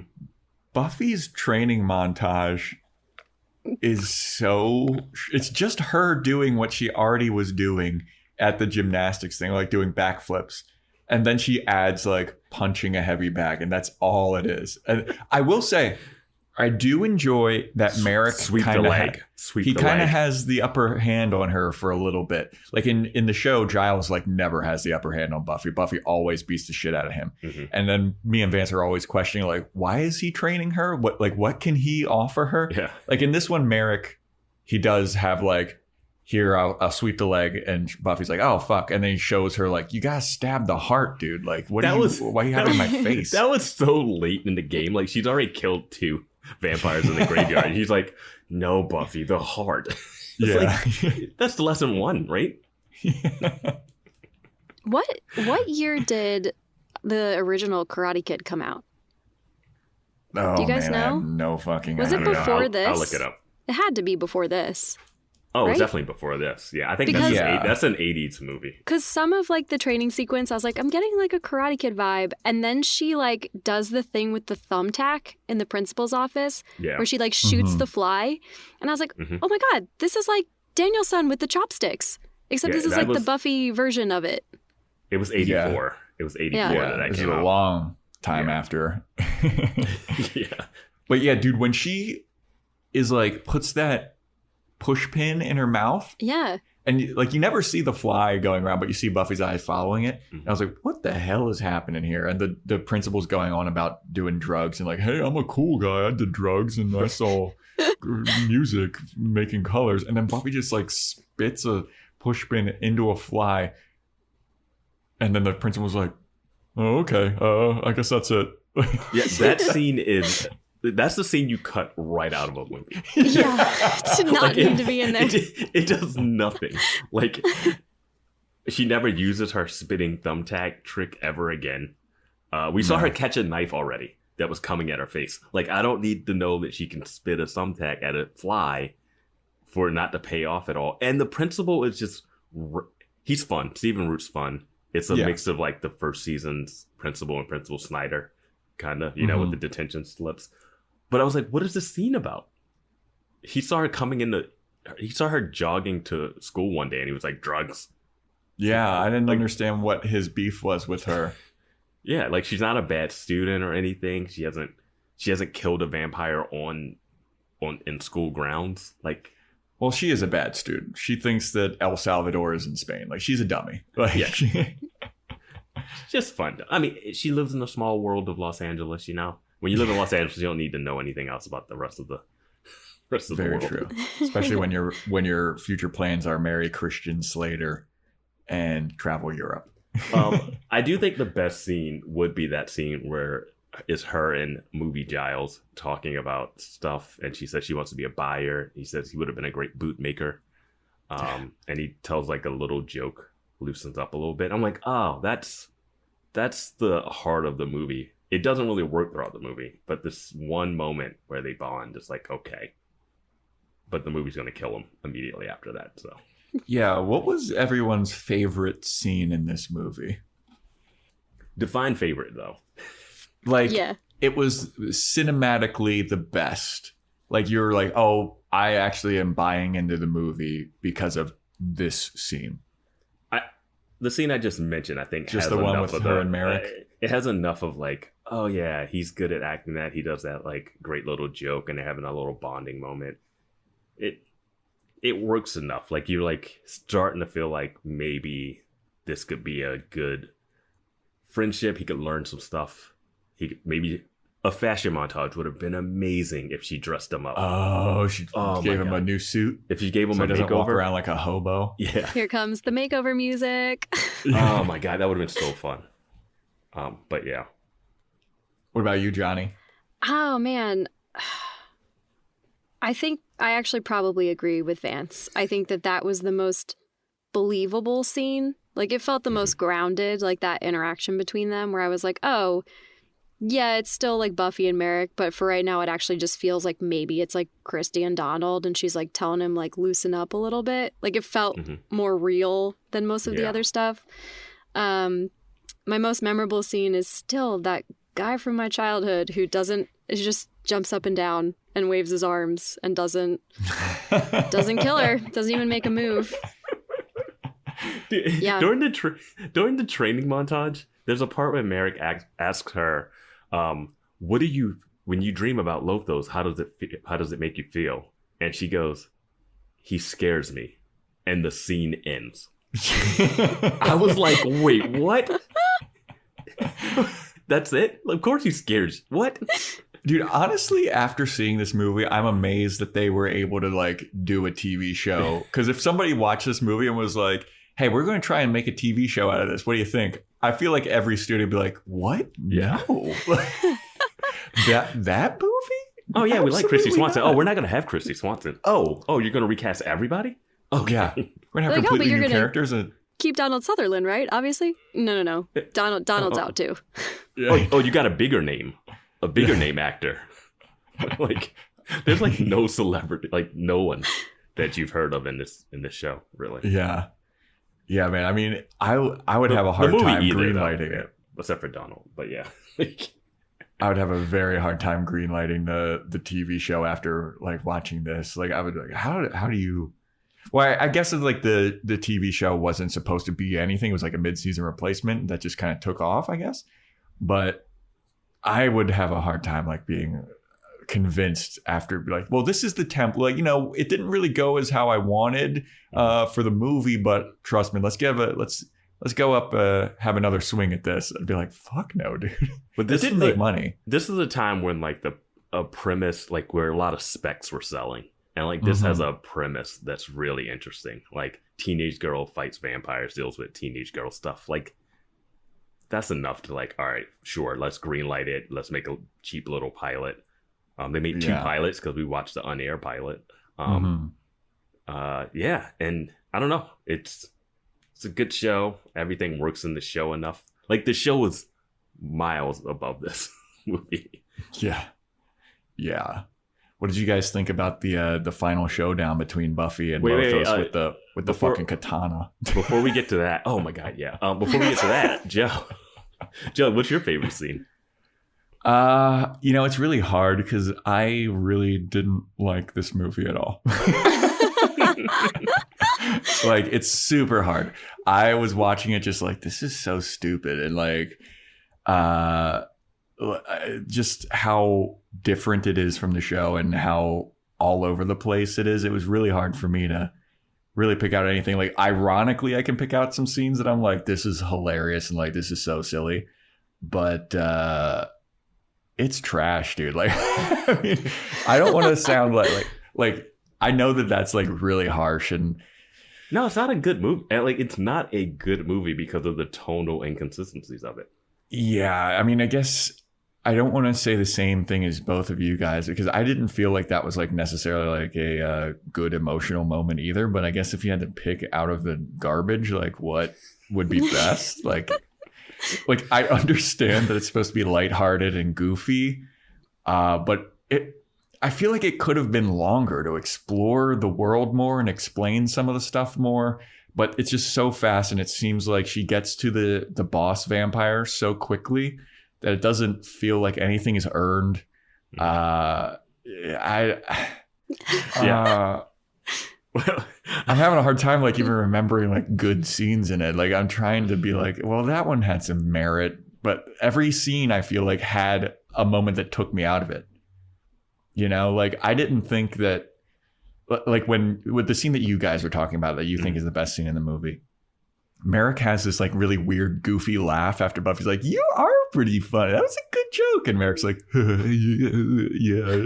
It's just like, I mean, that's what we're getting in this movie. Like, that's what you got to go with, man. I don't know. I guess the scene where Pike is getting all dressed up for Buffy for the dance. When he's shaving, he's like, "I'm going to show her a good time." I don't know. I just thought it was such a bad movie, dude. I know it was like, it really took me out of the movie, but when Paul Rubens is dying, I thought that was super funny. Yes, it's hilarious. But like, for whatever they were going for, it doesn't fit. You know what? I enjoyed when Pike is like, "I'm leaving town, and if you know anything about this place, you should bail too, Thomas Jane." Yeah. And he's like, why, what do you want me to tell Benny if I see him? He's like, "Don't tell him anything, run." Yeah. I was like, okay, Pike is making the most sense in this movie because he saw one vampire and he's like, "Fuck this, I'm out of town." Yeah. But then his car breaks down for seemingly no reason.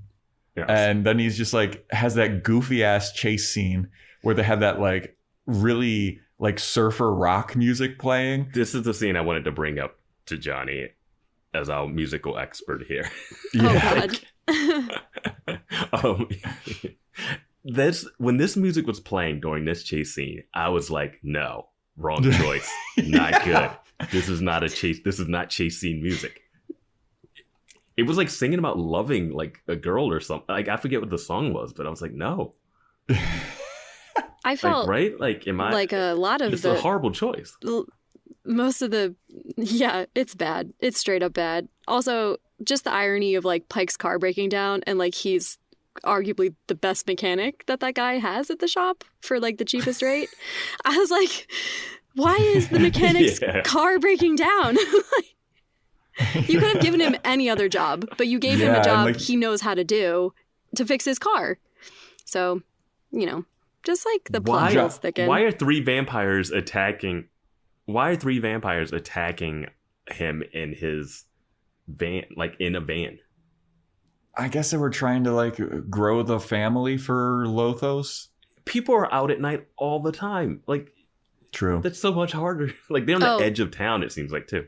When the Grueller, the basketball guy, when he was like, he left really early on and he was like walking past the Griffith Park carousel, I like shouted at the chief. I was like, "That's not open at night, man.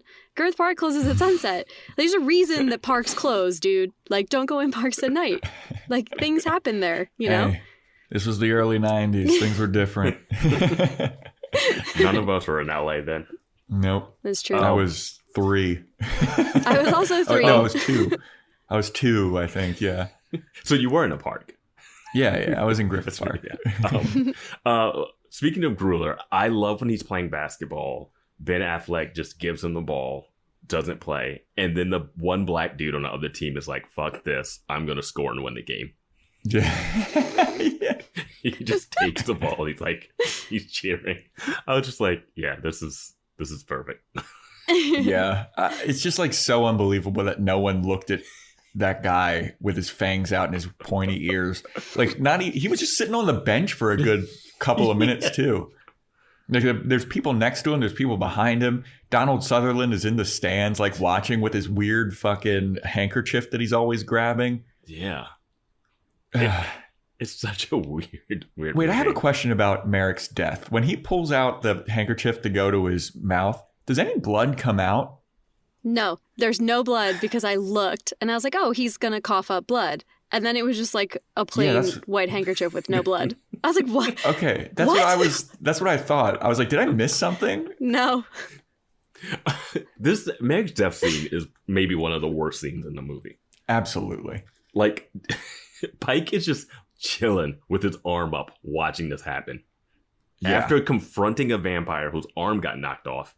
And he's just talking shit to this vampire like, you remember what happened last time? And I'm like, wait, why are you not afraid right now at all? Yeah.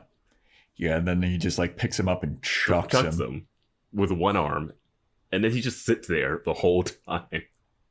Yeah. And then Marriage goes to Lothos, no, not again. She's not ready. And then he just stabs him with his own stake, which is really ornate too. Like, it looked like it had hand carved and crafted. Yeah, it looked like it had baby Jesus on the hilt. But then he dies, and there's like very little emotion coming from Christy Swanson. Like, well, there's some, but it's not the level of a dude just died in front of you, just in general for a high schooler. And then he goes on to give her the most cryptic advice, but also advice I don't think he ever gave another Slayer.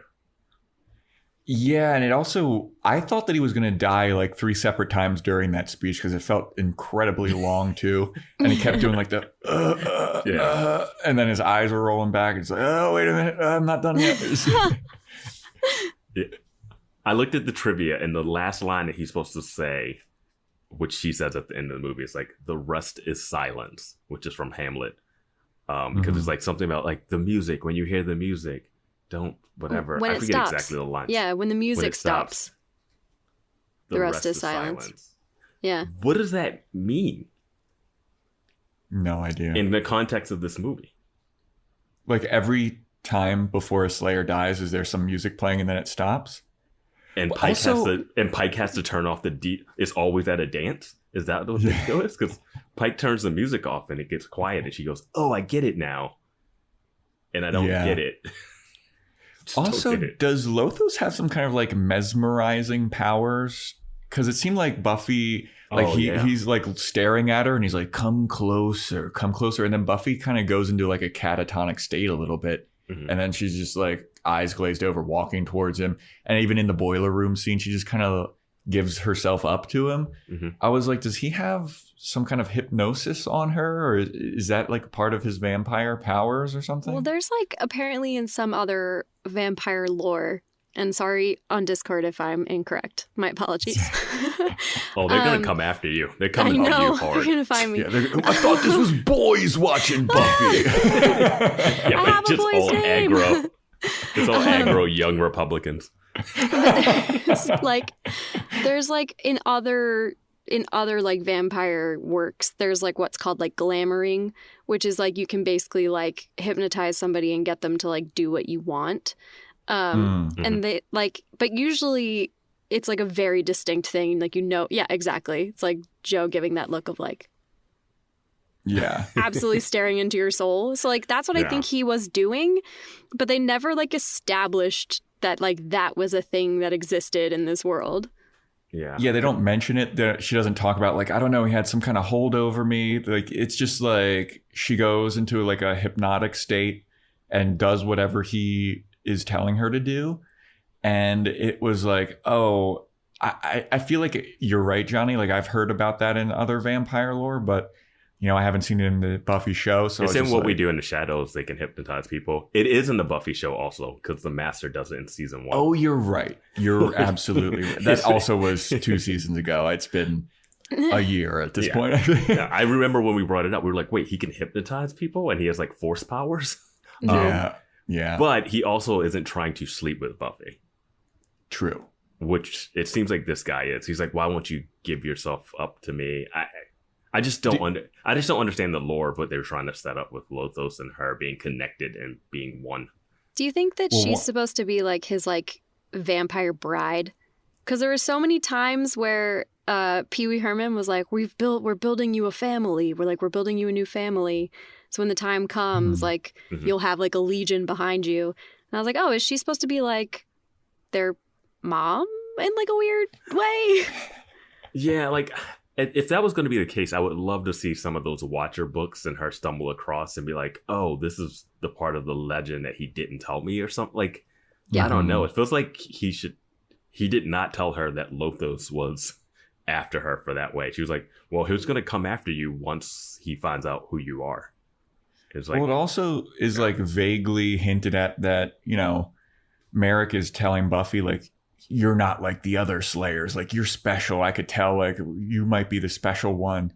And it's like, why? Yeah. Explain why.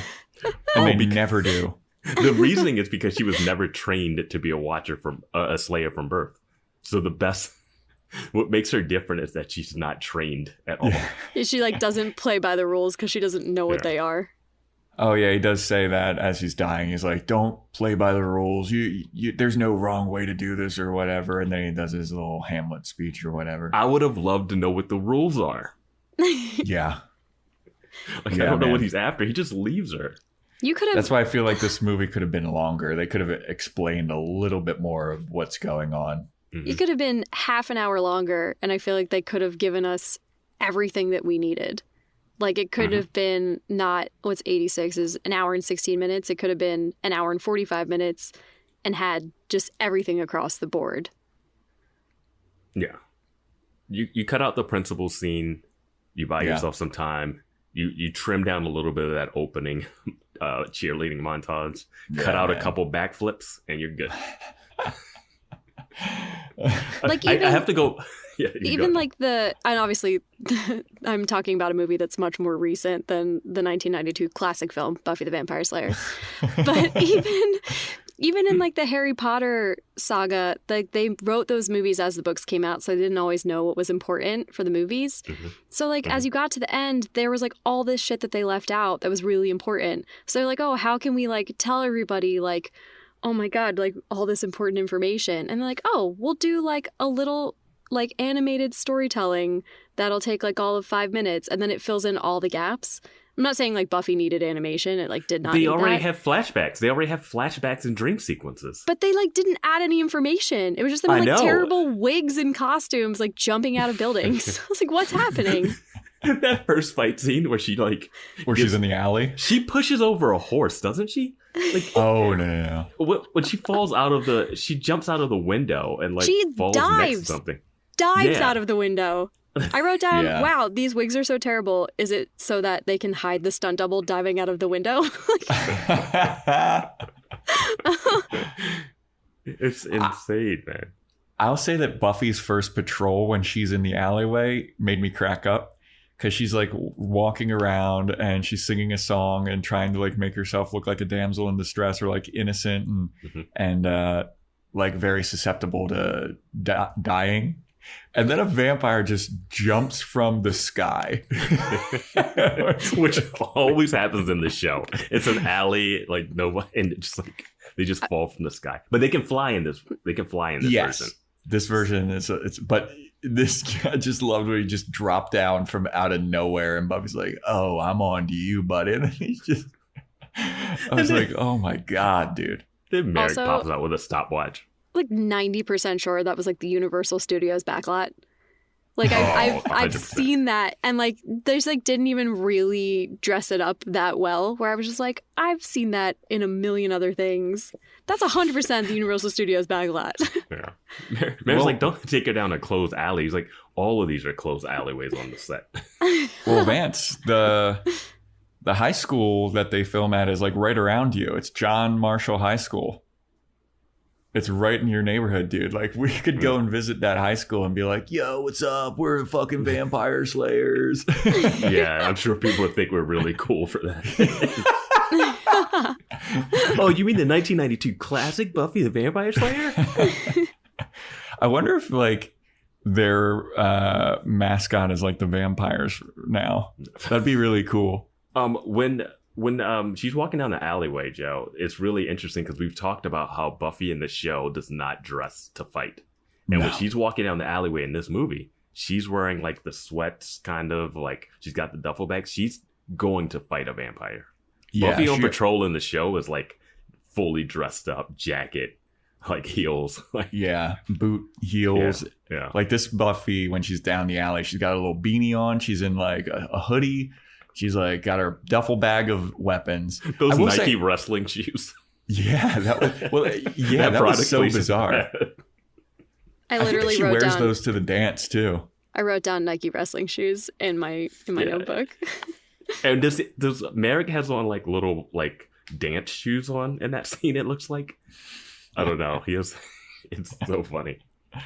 But yeah, man, that fight scene was so goofy. And, like, you know, when Merrick pops out with the stopwatch, how did he know when the fight started? Because he's not, like, watching it, you know? He just has it running constantly. It started when she started walking. If you can't get attacked immediately, then... Did you like that the vampires don't turn to dust and they just die, kind of like people would die if they got stabbed in the... Because in the show... They turn to dust and it's more of like and then they. I like the dust effect. Yeah, me too. Yeah, I didn't like that there's just bodies with stakes coming out of their chests. And people are just being like, I don't believe in vampires. Everybody at the end of the dance, when everybody's leaving, it was like the most nonchalant, like people leaving a dance I've ever seen. I was like, everybody is just casually exiting the gym. Like, nobody's running in panic. They're all just like, okay, like, we're all gonna like go to the diner after this and like get some burgers or whatever. Like, nobody cared that just like bodies were all over the place. Dude, I also like that, like, halfway through the dance fight scene, like, some of the vampires just started dancing with regular students too, and like a DJ gets killed and then a vampire starts DJing and shit. I was like, the vampire DJ.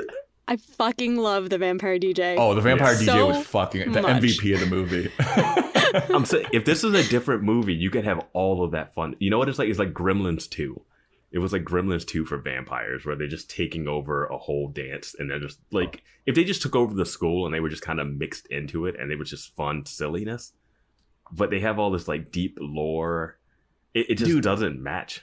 Do you remember that era when every movie had their spoof movie where it was like, you know, scary movie and they did epic movie and not another teen movie? There was one called Vampires Suck and it was spoofing Twilight. Mm-hmm. This felt like some of that could have been like, this felt very spoofy. And I just didn't know whether it was supposed to be serious. Was I supposed to buy into the drama? Was I supposed to buy into the comedy? Because it wasn't funny enough to be a comedy. It wasn't romantic enough to be a romance story, and it wasn't action enough to be it was just too much all at once. Yeah. And I didn't know what to make of it. I have to go back to the Paul Rubens dying at the end scene. Just when he's walking, when she stands there and she's holding a stake at his chest for so long, and I'm like, does he want to die? Because there's a moment where the Lothos comes to and he like gives him shit, and then he snarls at him when he walks away, and I'm like, ooh, is he gonna like turn on his master, you know? Yeah. And then like Buffy's there, she's got the stake, holding it at his chest. I'm like, he knows something. He's not gonna just let her kill him, right? Like, he could try to move out of the way.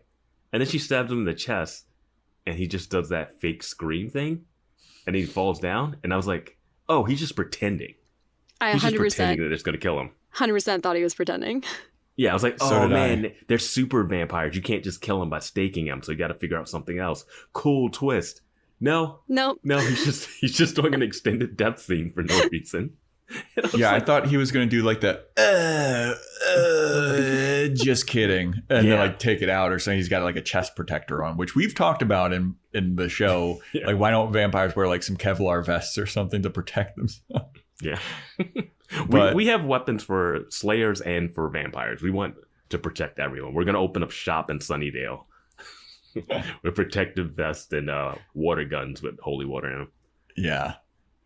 But, dude, that final fight scene between Lothos and Buffy, when Lothos busts through the wall with a katana, I was like, what? Where did that come from? What part of vampire lore is the katana? I wrote Lothos with a sword with 3 exclamation points. It was like they saw Karate Kid and they wanted to include like karate in it, and then they saw 3 ninjas and Ninja Turtles came out, and they're like, well, kids love, because this also had a very Ninja Turtles-y vibe to it as well. Like, there's goofiness, there's surf rock and karate, and I was just like, I guess they saw Leonardo and they wanted to include a katana in this. Is she fighting him with a wooden flagpole? Yes, she's fighting him with a wooden flagpole. And his katana can't cut through the wood on the flagpole. Nope. Wow. I mean, it doesn't even make sense, because it seems like he's not Japanese. Like, they show him like very obviously from Europe in the Middle Ages, and his name is Lothos. Like, it's why does he have a katana? Why doesn't he have like a broadsword or something? I can medieval? tell you why he has a katana. Why? Because this director's other movie, I'm going to pull up the title of this director's other movie, which it was called Tokyo Pop in 1988. Oh, God. All right. Now it makes all the sense in the world. A young rock singer is not appreciated by her band and gets a postcard from Japan saying, "Wish you were here." She takes what little money she has, including ex-boyfriend's rent money, and goes to Tokyo. She has numerous cross-cultural adventures and ends up singing with a Japanese rock group looking for a gaijin gimmick, and yada, yada, yada. So that's my only reference to why there might be a katana in this movie. Well, okay. That makes sense now. It doesn't, but sure. Yeah. But like, their fight with the katana, and he also, like, after she refuses to sleep with him, he only refers to her as bitch. Yeah. Yep. Which I was like, Jesus Christ, dude. Real harsh. Yeah. But was she ready? I guess she was ready at that point. I guess it was a day later? 2 days later?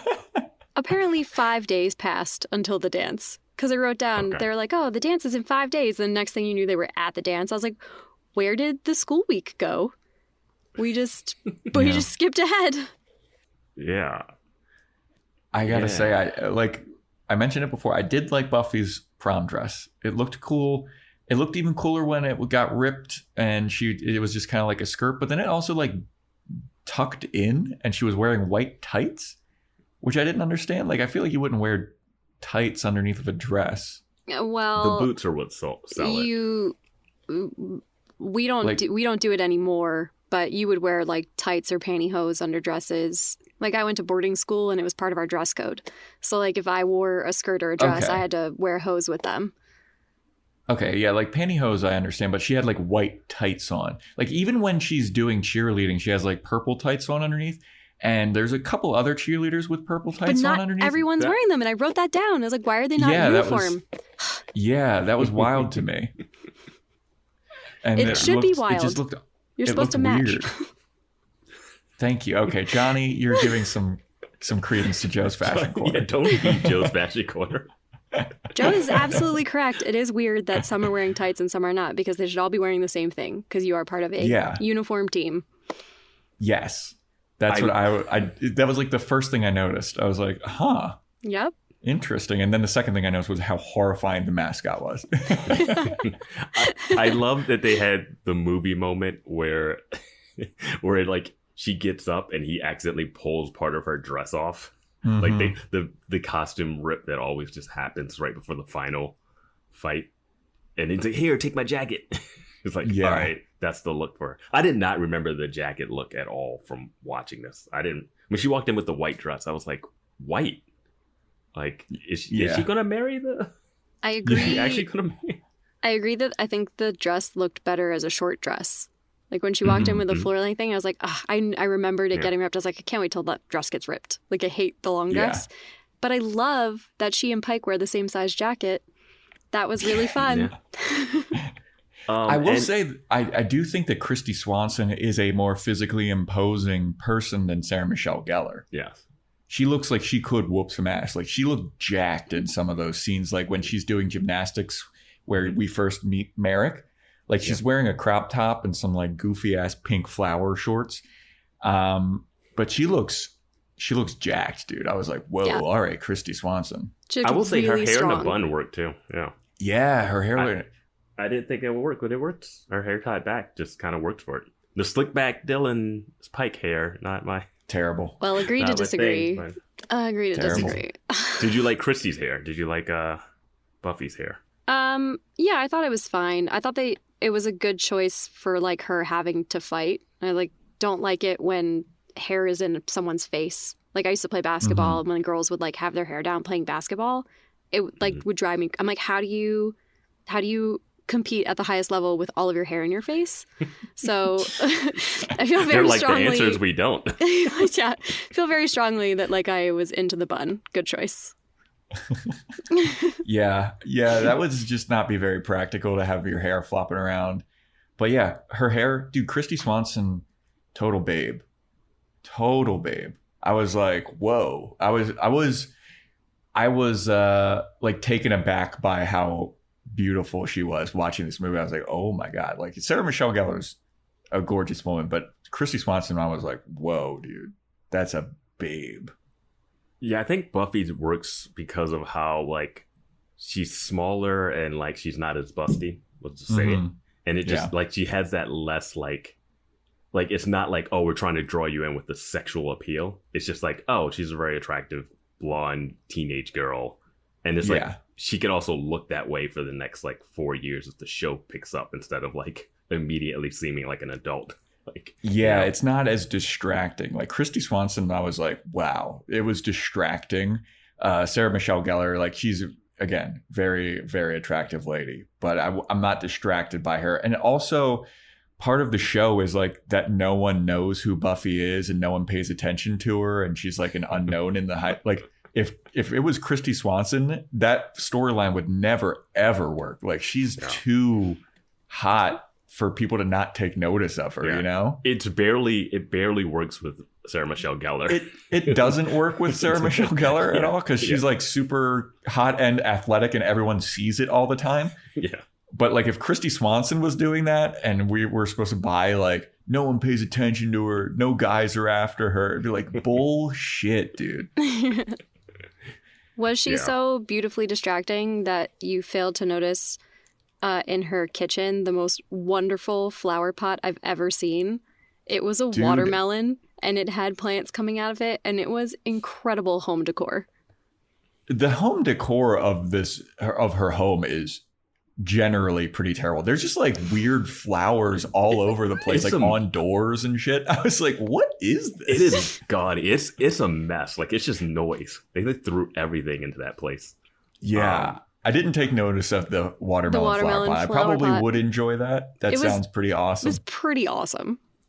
Everything else is pretty tacky, but that I was like, I would have that in my home. Well, I think the point of it is like her parents are very tacky. Like they're socialites. They don't really pay attention to her, which was a difference from the show. Like in the show, Joyce is a very like she cares about Buffy and her dad is like out of the picture because they divorced. But in this, like Buffy's like, I bet she doesn't even know my fucking name. Yeah. Well, she goes like kiss sound. No, she goes kiss noise. Yeah. I did enjoy that. That was pretty funny. Amazing. I love the moment when she comes home and she's like, Buffy, do you know what time it is? She's like, I think it's like 10. She's like, these things, they just don't work. Like her watch is broken. She doesn't care that she's late. She just like thinks her watch is broken. You pay a fortune for these things. That kind of would have been fun in the show if the mom is oblivious in the show, but isn't given a reason to. Like, she's still a nice person. In this one, the mom is just so like vapid and so. Yeah. Well, it also would make sense as to why Buffy's so vapid. And it also makes sense as to why she would be oblivious to like everything that's going on. Like in the show, there's not a lot of reason for why her mom doesn't understand what's going on. Yeah, the mom's like, I don't know, more blood in her clothes. I guess I'll just wash it out and not ask anything. Oh, man. Do you guys have a least favorite scene that you thought was like the worst part and what took you immediately out of the movie? I mean, I have a line of dialogue. Oh. And I know that I came in hot and I was like, wow, Buffy just like came in at her friends decorating the dance and like shit on everybody and was kind of an asshole. However, Hilary Swank's character literally says to her, Buffy, like, what's wrong with you? You're acting like a thing from another tax bracket. She said that and I just went, girl, I was just like defending you being a regular senior liking decorating for a dance. And now you just like classism shit on your friend. Like, what is happening right now? So that was my least favorite. That was that I did not like. So, yeah. I mean, I don't know. The guys, just guys in general, the bikers calling her a lesbian in a not so nice way. I don't know, but it's 90s. It's early 90s. Like, you turn it on, you're just assuming that's going to happen. Yeah. Yeah. For me, it was just like the Merrick death scene, first confrontation with Lothos or whatever, where I'm just like, I'm even more confused now, and I just met the guy. Yeah. Yeah. Yeah, I think the one that kind of took, like, our introduction to Merrick, where he's just, how did he get in there unnoticed, just staring at Buffy doing backflips, and then him being like, I knew you were the one just by watching you just now. It's like, how? And then he does such a poor job of explaining what her destiny is. And he's like, it's your birthright. You got to come with me to the graveyard. And Buffy's like, what? Come with you to the graveyard? Why would I do that? I got practice. Yeah, it's like she's so chill about the stranger danger that she's in. Yeah, like she saw that guy earlier at the elevator, and he's like a very distinctive look. I feel like you'd remember him and be like, but she's just like, oh, are you here to see somebody? Do you need my help? And he's like, you're the one. Why don't you go? Like, she should just punch him in the face right then and there. Like, who the fuck are you, dude? Get out of here. How'd you get in here? Why are you spying on me? What's happening? And then he's like, no, you're the chosen one. My first instinct would be like, this is a crazy person trying to kill me. I would run away, but she humors his bullshit. Yeah. I would have never humored the bullshit. It's like, good thing I stuck around so you could tell me about my dreams. Yeah. Like, it took forever to get to it. Yeah, and he just is like trying to explain. He does such a bad job of it. Like, you'd think after hundreds of lives and explaining this to multiple Slayers that he would have had a speech down pat, like, to get to the point. Yeah. But he's just like, no, it's your birthright. Come with me to the graveyard. It's like, what if she would have went with him to the graveyard right then and there? It would have been an even more long wait. Like, it's during the daytime. And just chilling in the graveyard in the daytime. But like that scene, I was just like, this is so bad, and it makes no sense. And it was just, I mean, I made my thoughts about this movie pretty well known. This is a crap ass movie, dude. Like, crap. You know how strong you have to be to break out of a grave? Very strong. Like, these vampires are getting handled by teenagers, but yet they're punching through like a casket and 6 and the rest 6 of the feet of dirt. Yeah. Yeah. But that's whatever. No way. Dude, when he jumps out of that grave. There's no chance that they're in a coffin. 3 days Robert Berman had. That is not enough time to even arrange for a plot. They had headstones. They had engraved tombstones. There's no fucking chance. I said it. I don't care. There's no chance. They're just punching through dirt because no one in this town cares about anyone. Oh, somebody disappeared? Well, check the graveyard. I don't know. Ugh. That's the Sunnydale way. I didn't think Los Angeles was like this. You know what's funny, Johnny, is that on our Discord, like sometimes when we do like recap episodes of like a whole season, and especially lately, we've been getting people being like, do you guys even like the show? And like, we are very positive about the show. We're very much like, I love this moment, love this interaction, love this action scene, blah, blah, blah. There's no, like, people, if they're like, did you like this movie? I'll go out and say no. Like, if people listening to this podcast, if you want to hear us not like something, this is what it would sound like. This is what it would sound like. People that are like, oh man, you guys are really critical of the show. It's like, yeah, we're just doing it nitpicky for like comedic effect sometimes. Yeah. But like this, it was hard. And I was very like, for it to be a better movie, it would have had to have been longer, I feel like. But for what a crap ass movie it was, I'm happy that it was only 86 minutes.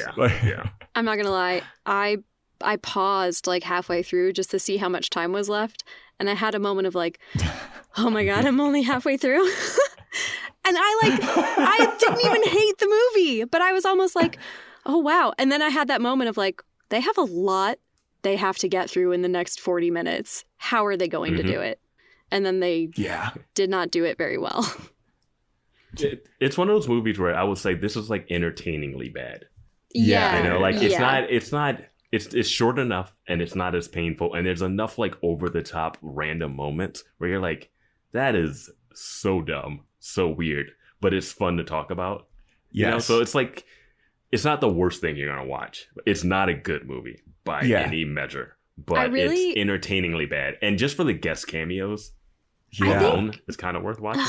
Joe made a point earlier where if it was just more of David Arquette and Paul Rubens and less of Lothos, I think that maybe would have just been better. I thought that David Arquette and Paul Rubens were, highlights of the movie, truly. Yeah.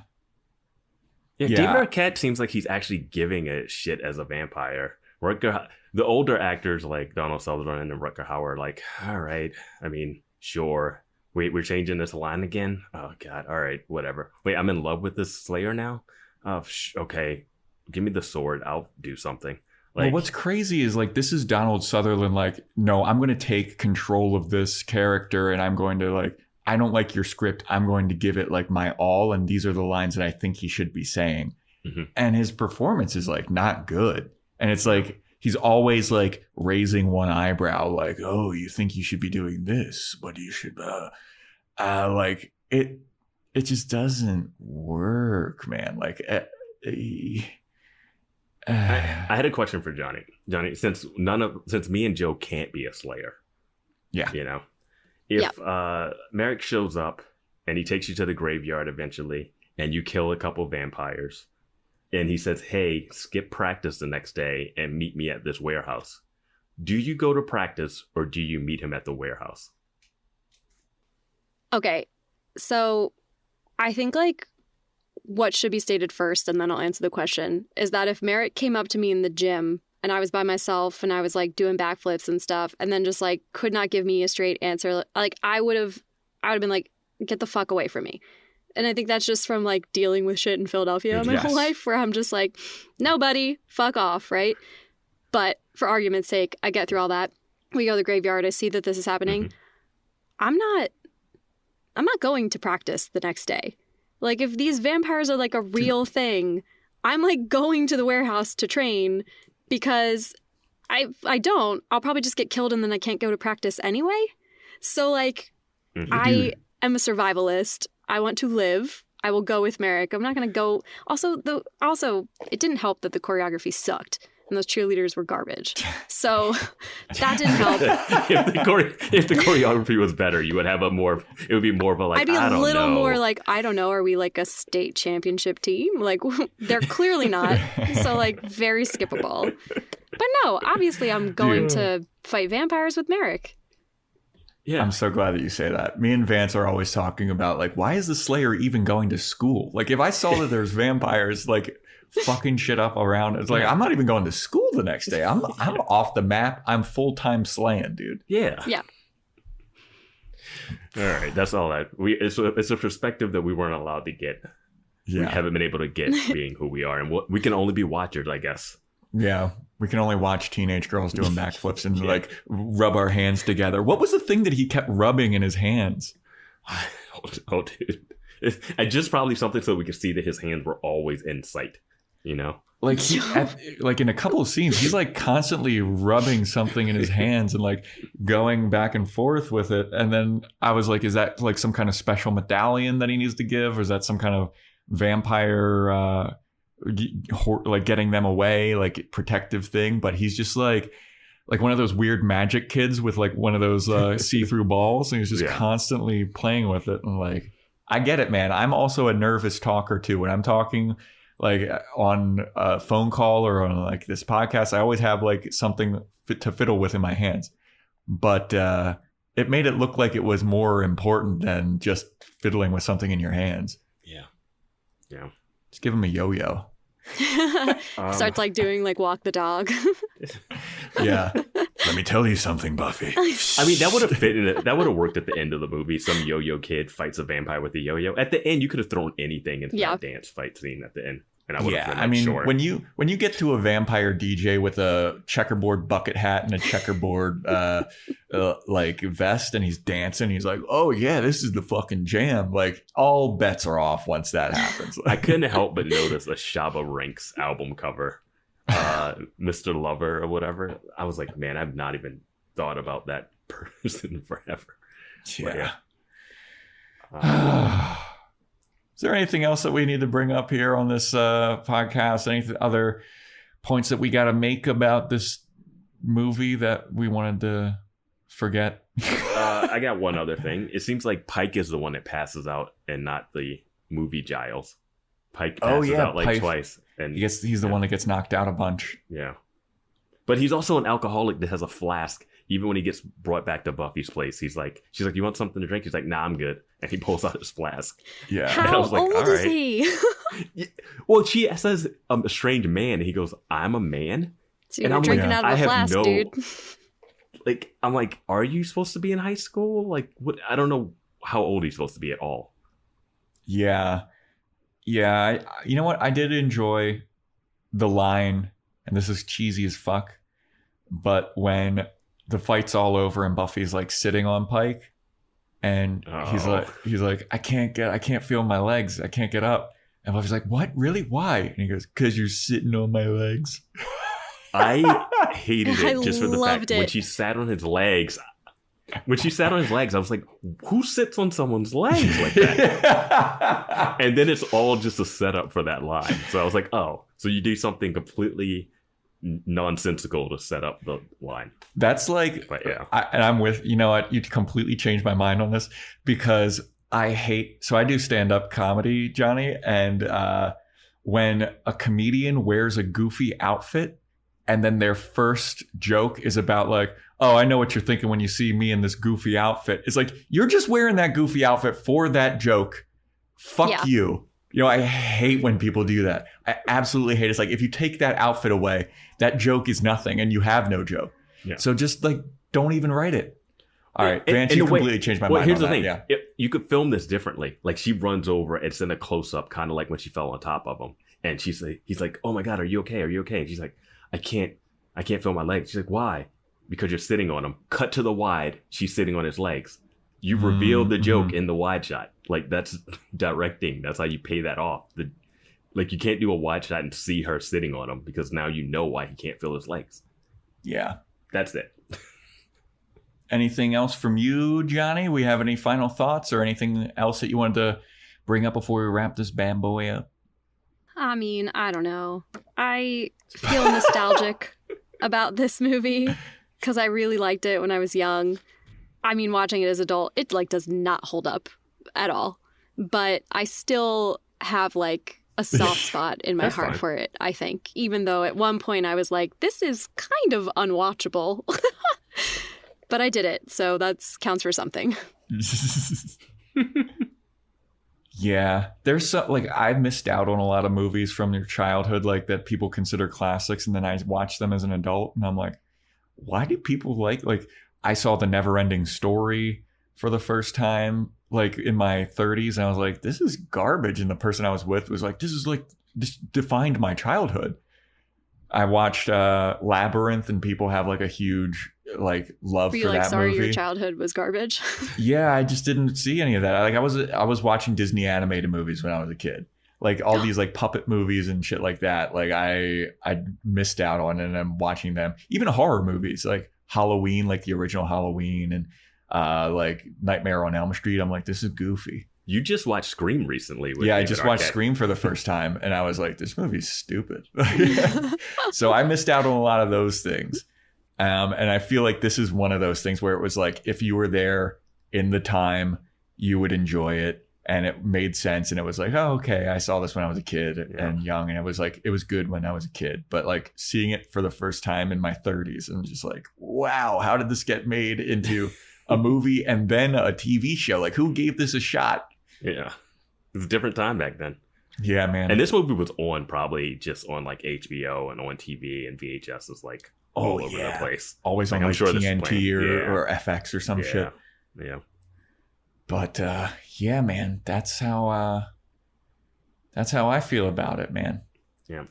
Johnny, how can people follow you? How can they get in touch with you? Yeah, plug away. I'm on social media. My name is Johnny the Girl with one N, and it's just, that's my whole thing across all of social media, so I'm easy to get to. Can I plug a show? Are you allowed to do that? Plug everything. Plug everything. Yeah. Oh, cool. I do musical improv comedy, and we have a show the first Friday of November, which is November 4th.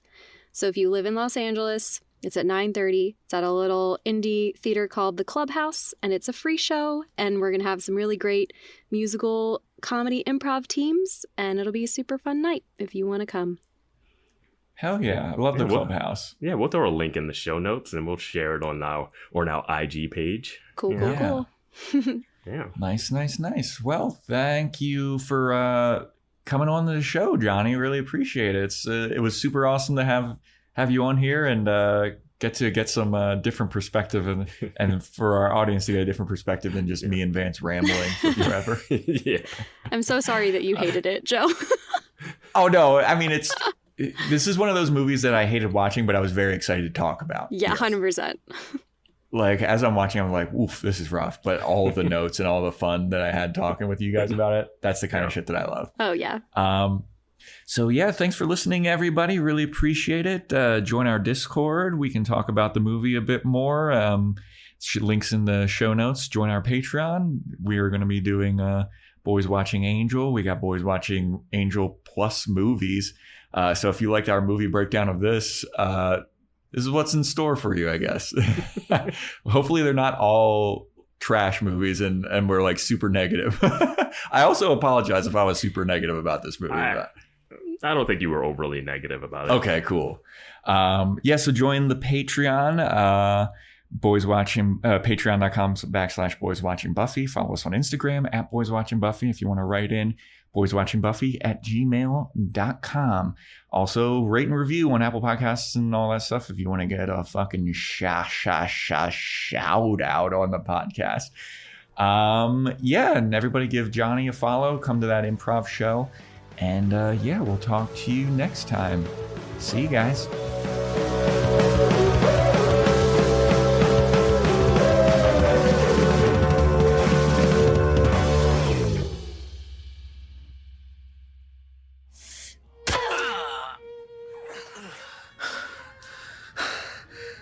You're gonna wish you died.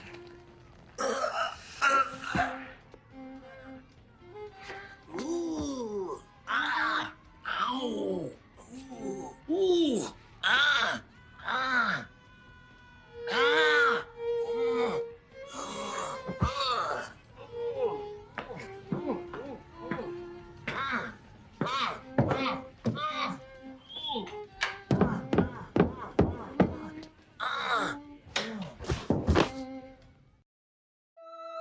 Tune into the Salsa Kings Network.